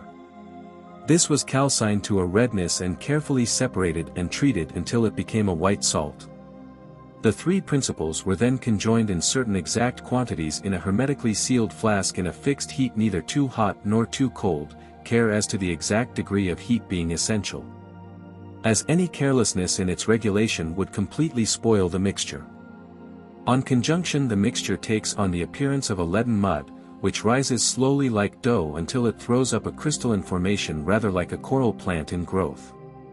The flowers of this plant are composed of petals of crystal which are continually changing in color.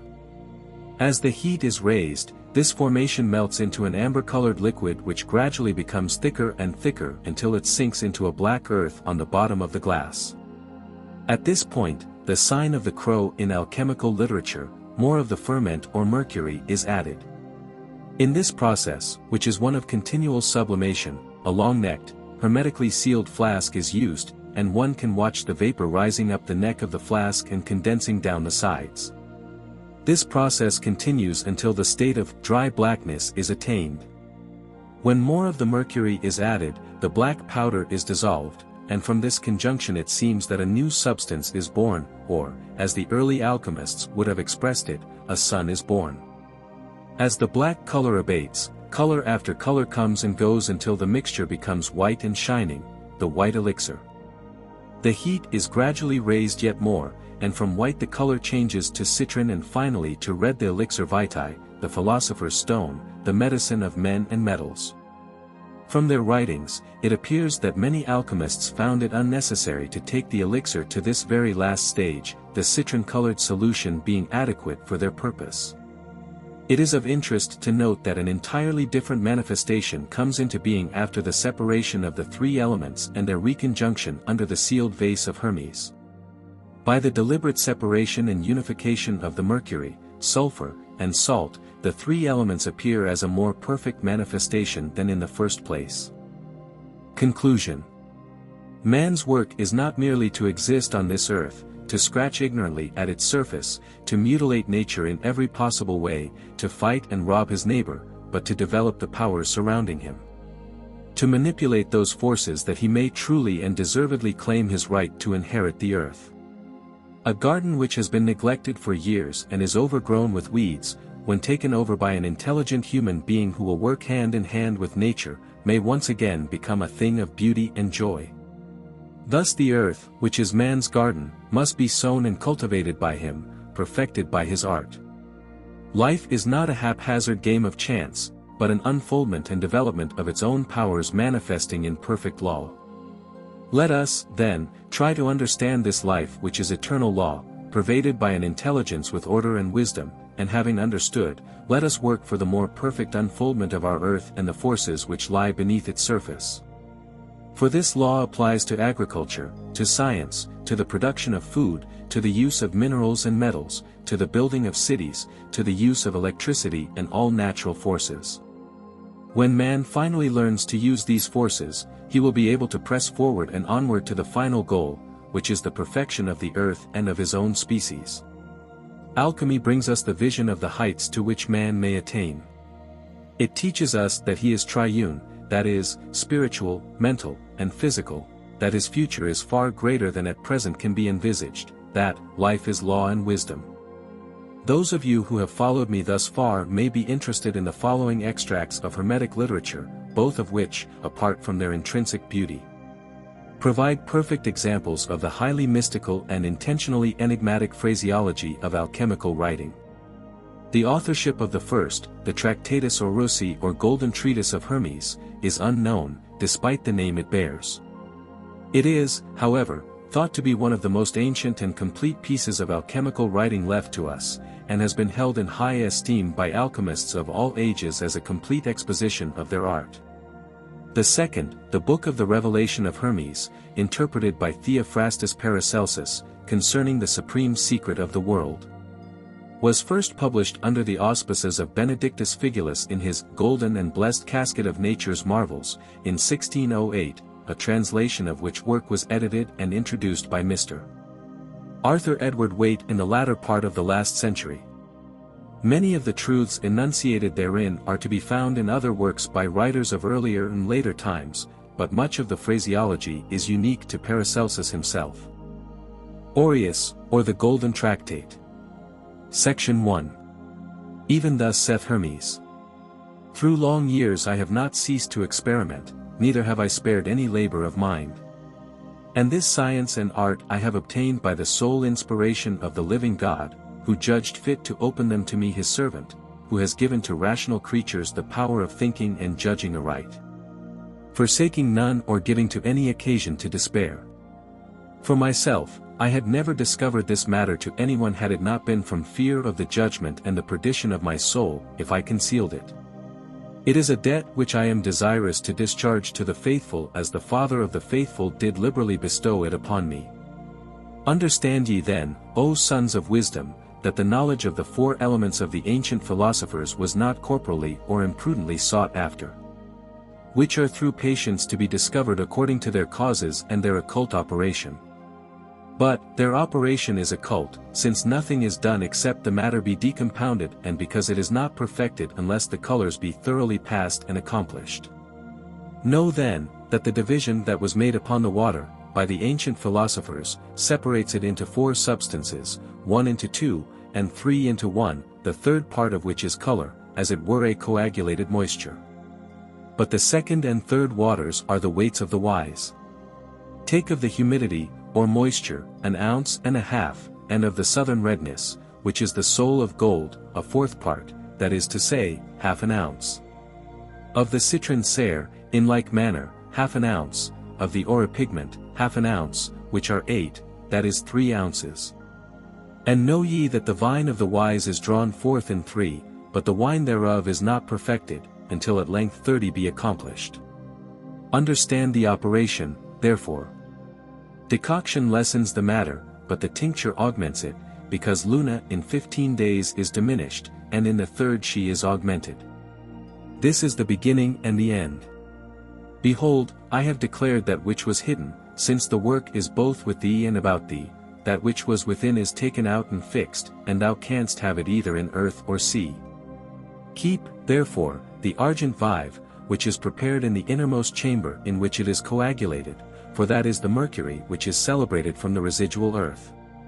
He, therefore, who now hears my words, let him search into them, which are to justify no evildoer, but to benefit the good. Therefore I have discovered all things that were before hidden concerning this knowledge, and disclosed the greatest of all secrets, even the intellectual science. Know ye, therefore, children of wisdom, who inquire concerning the report thereof, that the vulture standing upon the mountain crieth out with a loud voice, I am the white of the black, and the red of the white, and the citron of the red. And behold I speak the very truth. And know that the chief principle of the art is the crow, which is the blackness of the night and the clearness of the day, and flies without wings. From the bitterness existing in the throat the tincture is taken, the red goes forth from his body, and from his back is taken a thin water. Understand, therefore, and accept this gift of God which is hidden from the thoughtless world. In the caverns of the metals there is hidden the stone that is venerable, splendid in color, a mind sublime and an open sea. Behold, I have declared it unto thee. Give thanks to God who teacheth thee this knowledge, for he in return recompenses the grateful. Put the matter into a moist fire, therefore, and cause it to boil, in order that its heat may be augmented, which destroys the siccity of the incombustible nature, until the radix shall appear. Then extract the redness and the light parts, till only about a third remains. Sons of science! For this reason are philosophers said to be envious, not that they grudged truth to religious or just men, or to the wise, but to fools, ignorant and vicious, who are without self-control and benevolence, lest they should be made powerful and able to perpetrate sinful things. For of such the philosophers are made accountable to God, and evil men are not admitted worthy of this wisdom. Know that this matter I call the stone, but it is also named the feminine of magnesia, or the hen, or the white spittle, or the volatile milk, the incombustible oil, in order that it may be hidden from the inept and ignorant, who are deficient in goodness and self-control. Which I have nevertheless signified to the wise by one only epithet, viz., the philosopher's stone. Include, therefore, and conserve in this sea, the fire, and the heavenly bird, to the latest moment of his exit. But I deprecate ye all, sons of philosophy, on whom the great gift of this knowledge being bestowed, if any should undervalue or divulge the power thereof to the ignorant, or such as are unfit for the knowledge of this secret. Behold, I have received nothing from any to whom I have not returned that which had been given me, nor have I failed to honor him, even in this I have reposed the highest confidence. This, O son, is the concealed stone of many colors, which is born and brought forth in one color, I know this and conceal it. By this, the Almighty favoring, the greatest diseases are escaped, and every sorrow, distress and evil and hurtful thing is made to depart. For it leads from darkness into light, from this desert wilderness to a secure habitation, and from poverty and straits to a free and ample fortune. Section 2. My son, before all things I admonish thee to fear God, in whom is the strength of thy undertaking, and the bond of whatsoever thou meditatest to unloose, whatsoever thou hearest, consider it rationally. For I hold thee not to be a fool. Lay hold, therefore, of my instructions and meditate upon them, and so let thy heart be fitted also to conceive, as if thou was thyself the author of that which I now teach. If thou appliest cold to any nature that is hot, it will not hurt it. In like manner, he who is rational shuts himself within from the threshold of ignorance, lest supinely he should be deceived. Take the flying bird and drown it flying, and divide and separate it from its pollutions, which yet hold it in death. Draw it forth and repel it from itself, that it may live and answer thee, not by flying away into the regions above but by truly forbearing to fly. For if thou shalt deliver it out of its prison, after this thou shalt govern it according to reason, and according to the days that I shall teach thee, then will it become a companion unto thee, and by it thou wilt become to be an honored lord. Extract from the ray its shadow, and from the light its obscurity, by which the clouds hang over it and keep away the light, by means of its construction, also, and fiery redness, it is burned. Take, my son, this redness, corrupted with water, which is as a live coal holding fire, which if thou shalt withdraw so often until the redness is made pure, then it will associate with thee, by whom it was cherished, and in whom it rests.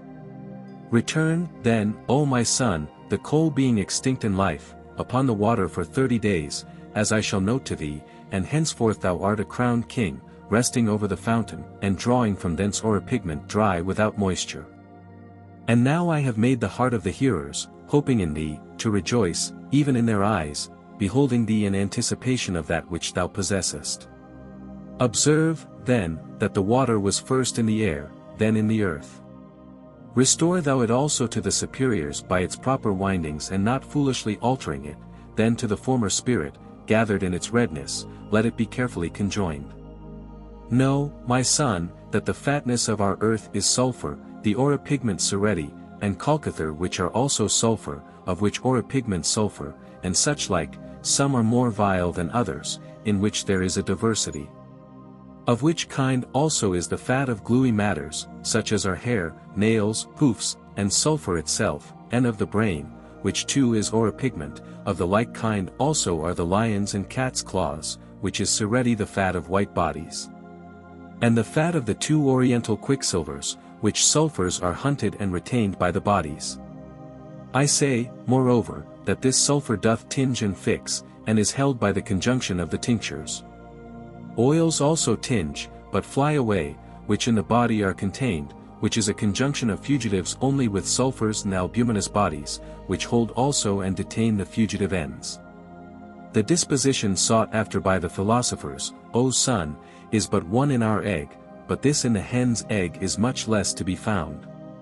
But lest so much of the divine wisdom as is a hen's egg should not be distinguished, our composition is, as that is, from the four elements adapted and composed. Know, therefore, that in the hen's egg is the greatest help with respect to the proximity and relationship of the matter in nature, for in it there is a spirituality and conjunction of elements, and an earth which is golden in its tincture. But the son, inquiring of Hermes, saith, the sulfurs which are fit for our work, whether they are celestial or terrestrial. To whom the father replies, certain of them are heavenly and some are of the earth. Then the son saith, Father, I imagine the heart in the superiors to be heaven, and in the inferiors, earth. But saith Hermes, it is not so, the masculine is truly the heaven of the feminine, and the feminine is the earth of the masculine. The son then asks, Father, which of these is more worthy than the other, whether is it the heaven or the earth? Hermes replies, both need the help one of the other, for the precepts demand a medium. But saith the son, if thou shalt say that a wise man governs all mankind. But ordinary men, replies Hermes, are better for them, because every nature delights in society of its own kind, and so we find it to be in the life of wisdom where equals are conjoined. But what, rejoins the son, is the mean betwixt them? To whom Hermes replies, in everything in nature there are three from two, the beginning, the middle, and the end. First the needful water, then the oily tincture, and lastly, the feces, or earth, which remains below. But the dragon inhabits in all these, and his houses are the darkness and blackness that is in them, and by them he ascends into the air, from his rising, which is their heaven. But whilst the fume remains in them, they are not immortal. Take away, therefore, the vapor from the water, and the blackness from the oily tincture, and death from the feces, and by dissolution thou shalt possess a triumphant reward, even that in and by which the possessors live. Know then, my son, that the temperate unguent, which is fire, is the medium between the feces and the water, and is the prescrutinator of the water. For the unguents are called sulfurs, because between fire and oil and this sulfur there is such a close proximity, that even as fire burns so does the sulfur also. All the sciences of the world, O son, are comprehended in this my hidden wisdom, and this, and the learning of the art, consists in these wonderful hidden elements which it doth discover and complete. It behoves him, therefore, who would be introduced to this hidden wisdom, to free himself from the hidden usurpations of vice, and to be just and good and of a sound reason, ready at hand to help mankind, of a serene countenance, diligent to save. And be himself a patient guardian of the arcane secrets of philosophy. And this know, that except thou understandest how to mortify and induce generation, to vivify the spirit and introduce light, until they fight each other and grow white and freed from their defilements. Rising as it were from blackness and darkness, thou knowest nothing nor canst perform anything. But if thou knowest this, thou wilt be of a great dignity so that even kings themselves shall reverence thee. These secrets, son, it behoves thee to conceal from the vulgar and profane world. Understand, also, that our stone is from many things and of various colors, and composed from four elements which we ought to divide and dissever in pieces, and segregate, in the veins, and partly mortifying the same by its proper nature. Which is also in it, to preserve the water and fire dwelling therein, which is from the four elements and their waters, which contain its water. This, however, is not water in its true form, but fire, containing in a pure vessel the ascending waters, lest the spirits should fly away from the bodies, for by this means they are made tinging and fixed. O, blessed watery form, that dissolvest the elements! Now it behoves us, with this watery soul, to possess ourselves of a sulphureous form, and to mingle the same with our acetum. For when, by the power of water, the composition is dissolved, it is the key of the restoration, then darkness and death will fly away from them and wisdom proceeds onwards to the fulfillment of her law. Section 3. Know, my son, that the philosophers bind up their matter with a strong chain that it may contend with the fire, because the spirits in the washed bodies desire to dwell therein and to rejoice. In these habitations they vivify themselves and inhabit there, and the bodies hold them, nor can they be hereafter separated any more. The dead elements are revived, the composed bodies tinge and are altered, and by a wonderful process they are made permanent, as saith the philosopher. O, permanent watery form, creatrix of the royal elements! Who, having with thy brethren and a just government obtained the tincture, findest rest. Our precious stone is cast forth upon the dunghill, and that which is most worthy is made vilest of the vile. Therefore, it behoves us to mortify two argent vives together, both to venerate and be venerated, viz., the argent vive of auropigment, and the oriental argent vive of magnesia. O, nature, the most potent creatrix of nature, which containest and separatest natures in a middle principle. The stone comes with light, and with light it is generated, and then it generates and brings forth the black clouds of darkness, which is the mother of all things. But when we marry the crowned king to our red daughter, and in a gentle fire, not hurtful she doth conceive an excellent and supernatural son, which permanent life she doth also feed with a subtle heat, so that he lives at length in our fire. But when thou shalt send forth thy fire upon the foliated sulphur, the boundary of hearts doth enter in above, it is washed in the same, and the purified matter thereof is extracted. Then he is transformed, and his tincture by help of the fire remains red, as it were flesh. But our son, the king begotten, takes his tincture from the fire, and death even, and darkness, and the waters flee away. The dragon shuns the sunbeams which dart through the crevices and our dead sun lives, the king comes forth from the fire and rejoins with his spouse, the occult treasures are laid open, and the virgin's milk is whitened. The son, already vivified, is become a warrior in the fire, and of tincture super-excellent. For this son is himself the treasury, even himself bearing the philosophic matter. Approach, ye sons of wisdom, and rejoice. Let us now rejoice together, for the reign of death is finished, and the Son doth rule. And he is invested with the red garment, and the scarlet color is put on. Section 4. Understand, then, O son of wisdom, what the stone declares, protect me and I will protect thee, increase my strength that I may help thee. My soul and my beams are most inward and secretly in me, my own Luna, also, is my light, exceeding every other light, and my good things are better than all other good things, I give freely, and reward the intelligent with joy and gladness, glory, riches, and delights, and them that seek after me I make to know and understand, and to possess divine things.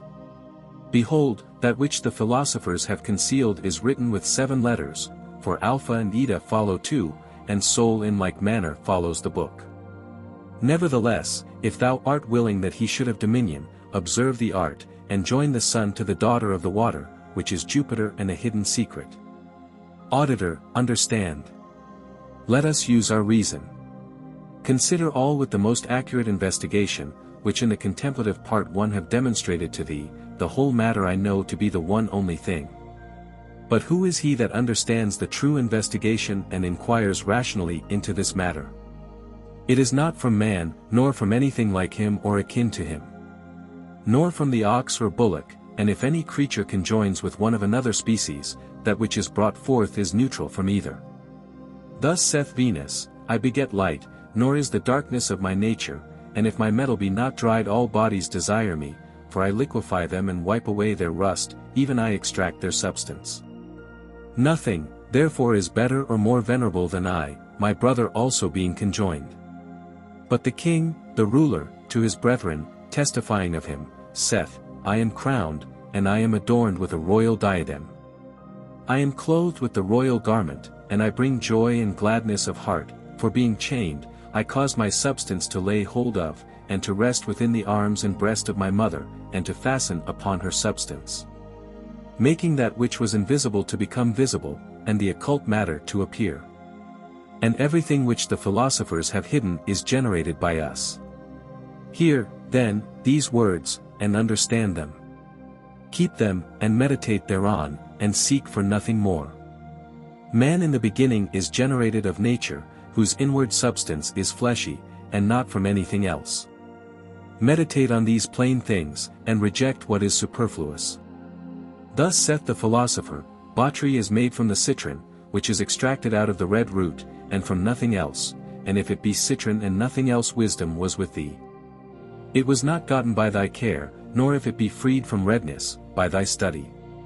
Behold, I have circumscribed nothing. If thou hast understanding, there be but few things unopened. Ye sons of wisdom! Turn then the brain body with an exceeding great fire, and it will yield gratefully what you desire. And see that you make that which is volatile, so that it cannot fly, and by means of that which flies not. And that which yet rests upon the fire, as it were itself a fiery flame, and that which in the heat of a boiling fire is corrupted, is cambar. And know ye that the art of this permanent water is our brass, and the coloring of its tincture and blackness is then changed into the true red. I declare that, by the help of God, I have spoken nothing but the truth. That which is destroyed is renovated, and hence the corruption is made manifest in the matter to be renewed, and hence the melioration will appear, and on either side it is a signal of art. Section 5. My son, that which is born of the crow is the beginning of this art. Behold, now I have obscured the matter treated of, by circumlocution, depriving thee of the light. Yet this dissolved, this joined, this nearest and farthest off, I have named to thee. Roast those things, therefore, and boil them in that which comes from the horse's belly for 7, 14 or 21 days. Then will the dragon eat his own wings and destroy himself. This being done, let it be put into a fiery furnace, which lute diligently, and observe that none of the spirit may escape. And know that the periods of the earth are in the water, which let it be as long as until thou puttiest the same upon it. This matter being thus melted and burned, take the brain thereof and triturate it in most sharp vinegar, till it becomes obscured. This done, it lives in the putrefaction, let the dark clouds which were in it before it was killed be converted into its own body. Let this process be repeated, as I have described, let it again die, as I before said, and then it lives. In the life and death thereof we work with the spirits, for as it dies by the taking away of the spirit, so it lives in the return and is revived and rejoices therein. Being arrived then at this knowledge, that which thou hast been searching for is made apparent in the affirmation. I have even related to thee the joyful signs, even that which doth fix the body. But these things, and how they attain to the knowledge of this secret, are given by our ancestors in figures and types. Behold, they are dead. I have opened the riddle, and the book of knowledge is revealed. The hidden things I have uncovered, and have brought together the scattered truths within their boundary, and have conjoined many various forms, even I have associated the Spirit. Take it as the gift of God. Section 6.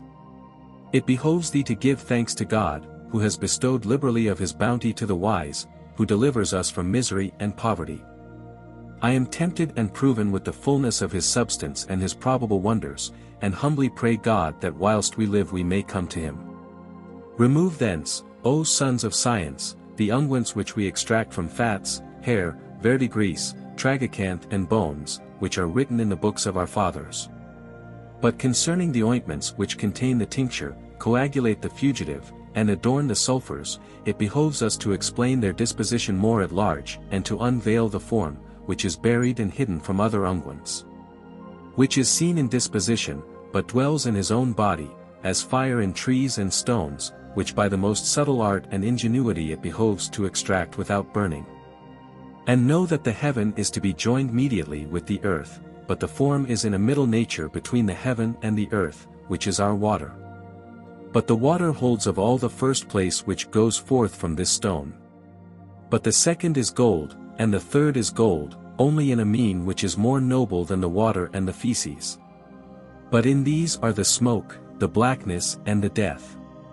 It behoves us, therefore, to dry away the vapor from the water, to expel the blackness from the unguent, and death from the feces, and this by dissolution. By which means we attain to the highest philosophy and secret of all hidden things. Section 7. Know ye then, O sons of science, there are 7 bodies, of which gold is the first, the most perfect, the king of them, and their head, which neither the earth can corrupt nor fire devastate. Nor the water change, for its complexion is equalized, and its nature regulated with respect to heat, cold and moisture. Nor is there anything in it which is superfluous, therefore the philosophers do buoy up and magnify themselves in it, saying that this gold, in relation to other bodies is, as the sun amongst the stars, more splendid in light. And as, by the power of God, every vegetable and all the fruits of the earth are perfected, so gold by the same power sustaineth all. For as dough without a ferment cannot be fermented, so when thou sublimest the body and purifiest it, separating the uncleanness from it, thou wilt then conjoin and mix them together, and put in the ferment confecting the earth and water. Then will the elixir ferment even as dough doth ferment. Think of this, and see how the ferment in this case doth change the former natures to another thing. Observe also, that there is no ferment otherwise than from the dough itself. Observe, moreover, that the ferment whitens the confection and hinders it from turning, and holds the tincture lest it should fly, and rejoice the bodies, and makes them intimately to join and to enter one into another.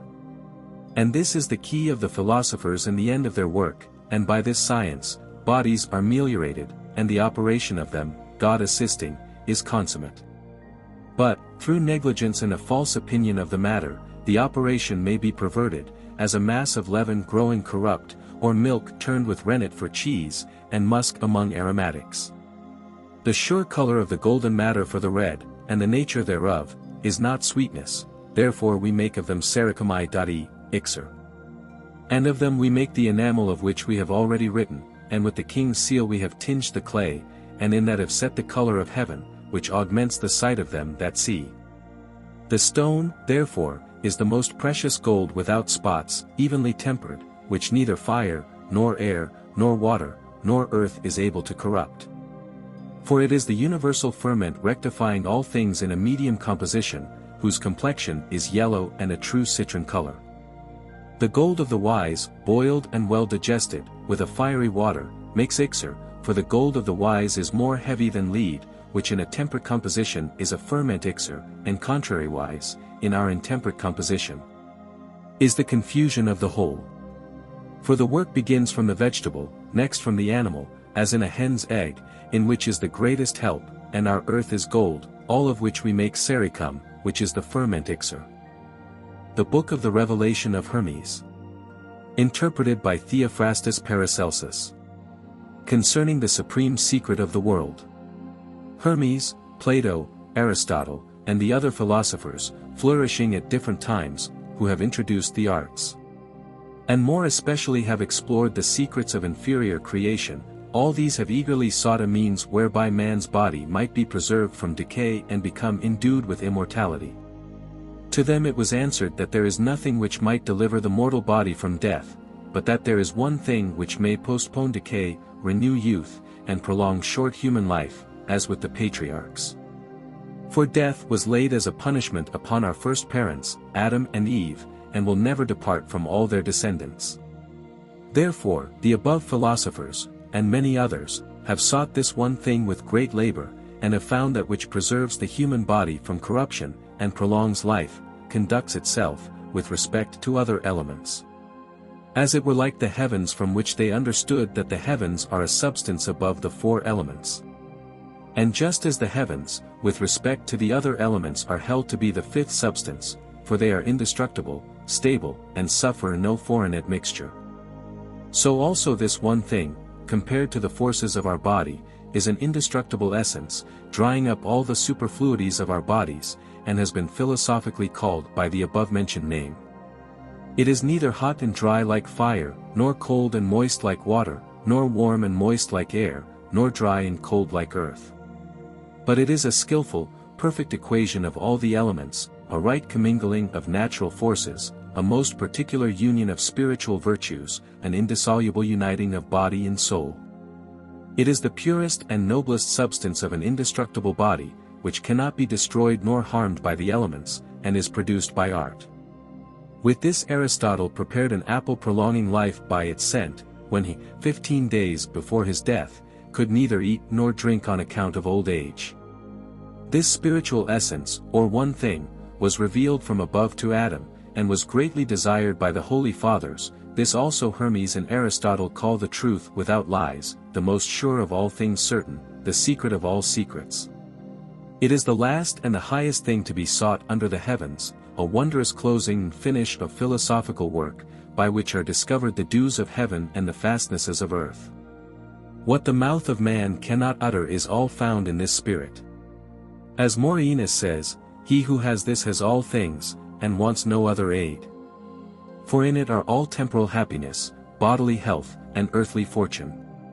It is the spirit of the fifth substance, a fount of all joys, beneath the rays of the moon, the supporter of heaven and earth, the mover of sea and wind, the outpourer of rain, upholding the strength of all things. An excellent spirit above heavenly in other spirits, giving health, joy, peace, love, driving away hatred and sorrow, bringing in joy, expelling all evil, quickly healing all diseases, destroying poverty and misery, leading to all good things.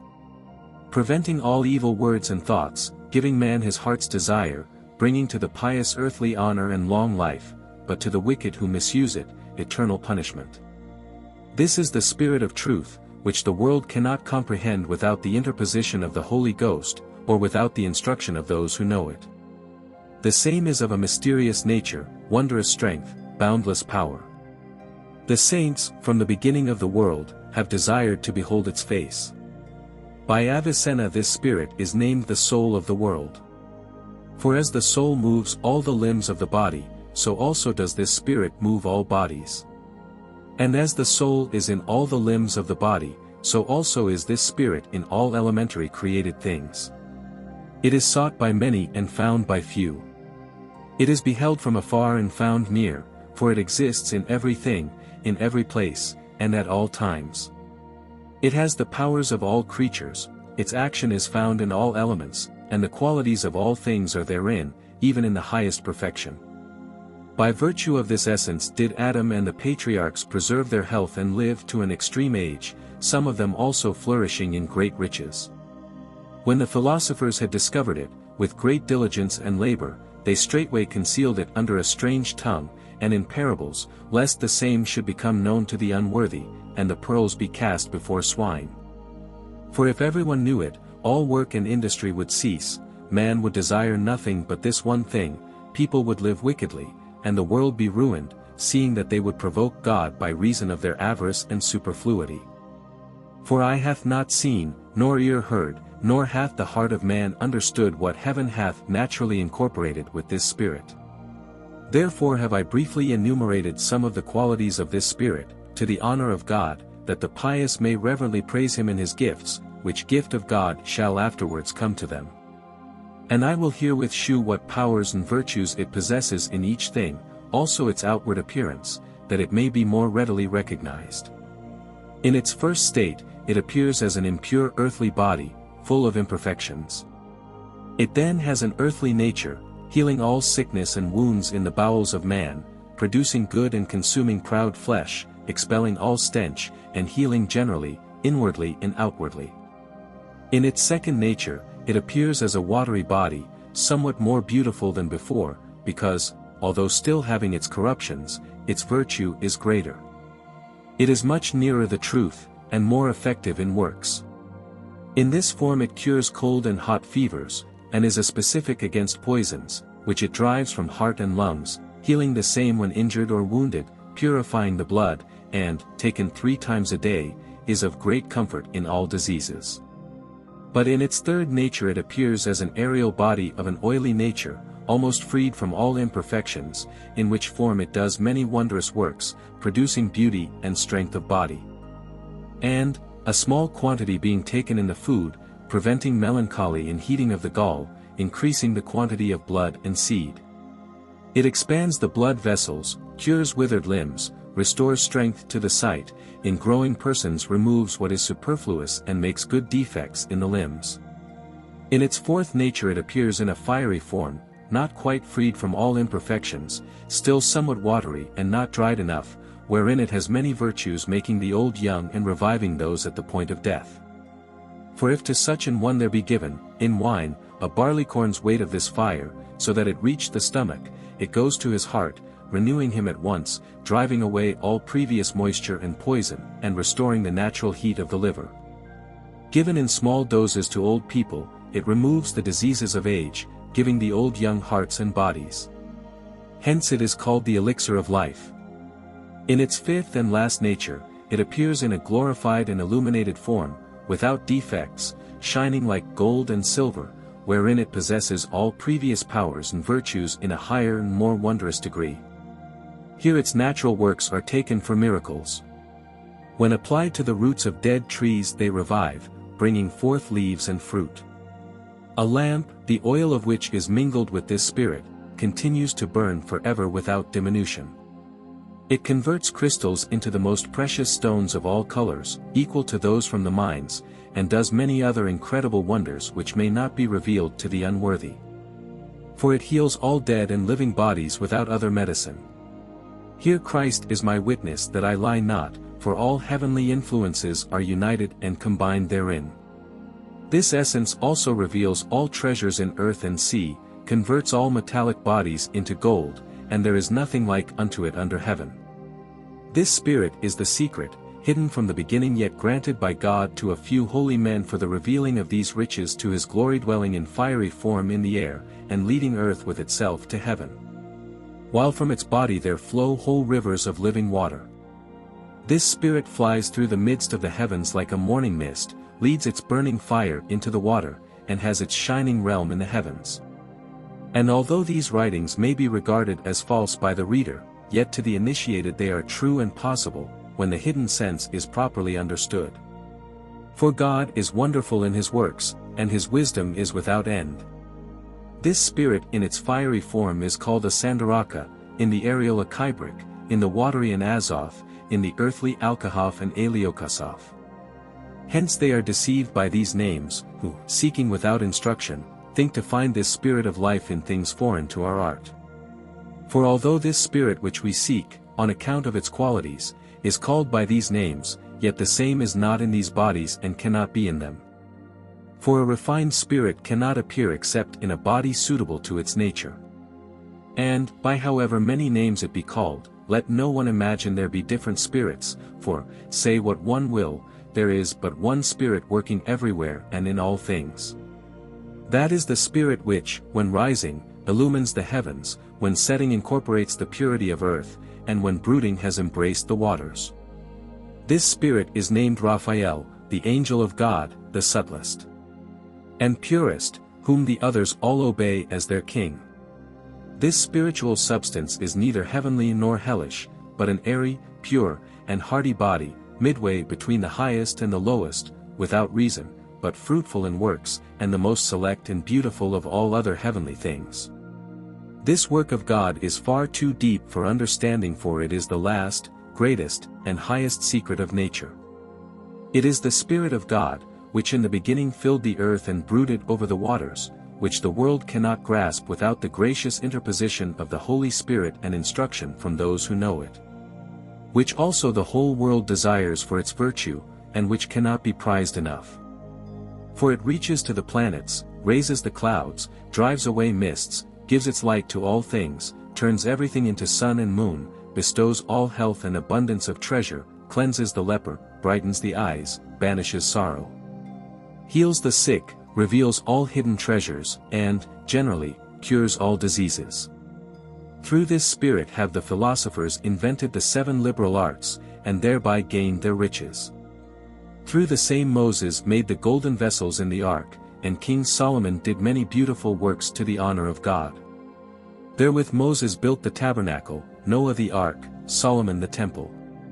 By this Ezra restored the law, and Miriam, Moses' sister, was hospitable. Abraham, Isaac, and Jacob, and other righteous men, have had lifelong abundance and riches. And all the saints possessing it have therewith praised God. Therefore is its acquisition very hard, more than that of gold and silver.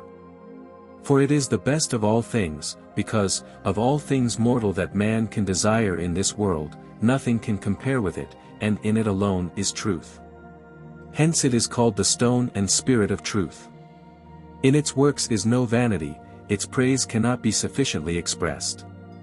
I am unable to speak enough of its virtues, because its good qualities and powers are beyond human thoughts, unutterable by the tongue of man, and in it are found the properties of all things. Yea, there is nothing deeper in nature. O unfathomable abyss of God's wisdom, which thus hath united and comprised in the virtue and power of this one Spirit the qualities of all existing bodies. O unspeakable honor and boundless joy granted to mortal man! For the destructible things of nature are restored by virtue of the said Spirit. O mystery of mysteries, most secret of all secret things, and healing and medicine of all things! Thou last discovery in earthly natures, last best gift to patriarchs and sages, greatly desired by the whole world. Oh, what a wondrous and laudable spirit is purity, in which stand all joy, riches, fruitfulness of life, and art of all arts, a power which to its initiates grants all material joys. O desirable knowledge, lovely above all things beneath the circle of the moon, by which nature is strengthened, and heart and limbs are renewed, blooming youth is preserved, old age driven away, weakness destroyed. Beauty in its perfection preserved, and abundance ensured in all things pleasing to men. O thou spiritual substance, lovely above all things! O thou wondrous power, strengthening all the world! O thou invincible virtue, highest of all that is, although despised by the ignorant, yet held by the wise in great praise, honor, and glory, that proceeding from humors wakest the dead, expellest diseases, restorest the voice of the dying. Zero thou treasure of treasures, mystery of mysteries, called by Avicenna, an unspeakable substance, the purest and most perfect soul of the world, than which there is nothing more costly under heaven, unfathomable in nature and power. Wonderful in virtue and works, having no equal among creatures, possessing the virtues of all bodies under heaven. For from it flow the water of life, the oil and honey of eternal healing, and thus hath it nourished them with honey and water from the rock. Therefore, saith Morienus, he who hath it, the same also hath all things. Blessed art thou, Lord God of our fathers, in that thou hast given the prophets this knowledge and understanding, that they have hidden these things, lest they should be discovered by the blind. And those drowned in worldly godlessness, by which the wise and pious have praised thee.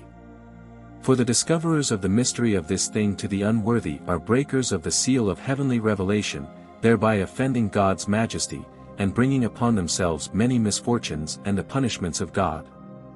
Therefore, I beg all Christians, possessing this knowledge, to communicate the same to nobody, except it be to one living in godliness, of well-proved virtue, and praising God, who has given such a treasure to man. For many seek, but few find it. Hence the impure and those living in vice are unworthy of it. Therefore is this art to be shown to all God-fearing persons, because it cannot be bought with a price. I testify before God that I lie not, although it appear impossible to fools, that no one has hitherto explored nature so deeply. The Almighty be praised for having created this art and for revealing it to God-fearing men. Amen. And thus is fulfilled this precious and excellent work, called the revealing of the occult spirit, in which lie hidden the secrets and mysteries of the world. But this spirit is one genius, and divine, wonderful and lordly power. For it embraces the whole world, and overcomes the elements and the fifth substance. To our Trismegistus Spagyrus, Jesus Christ, be praise and glory immortal. Amen. The End.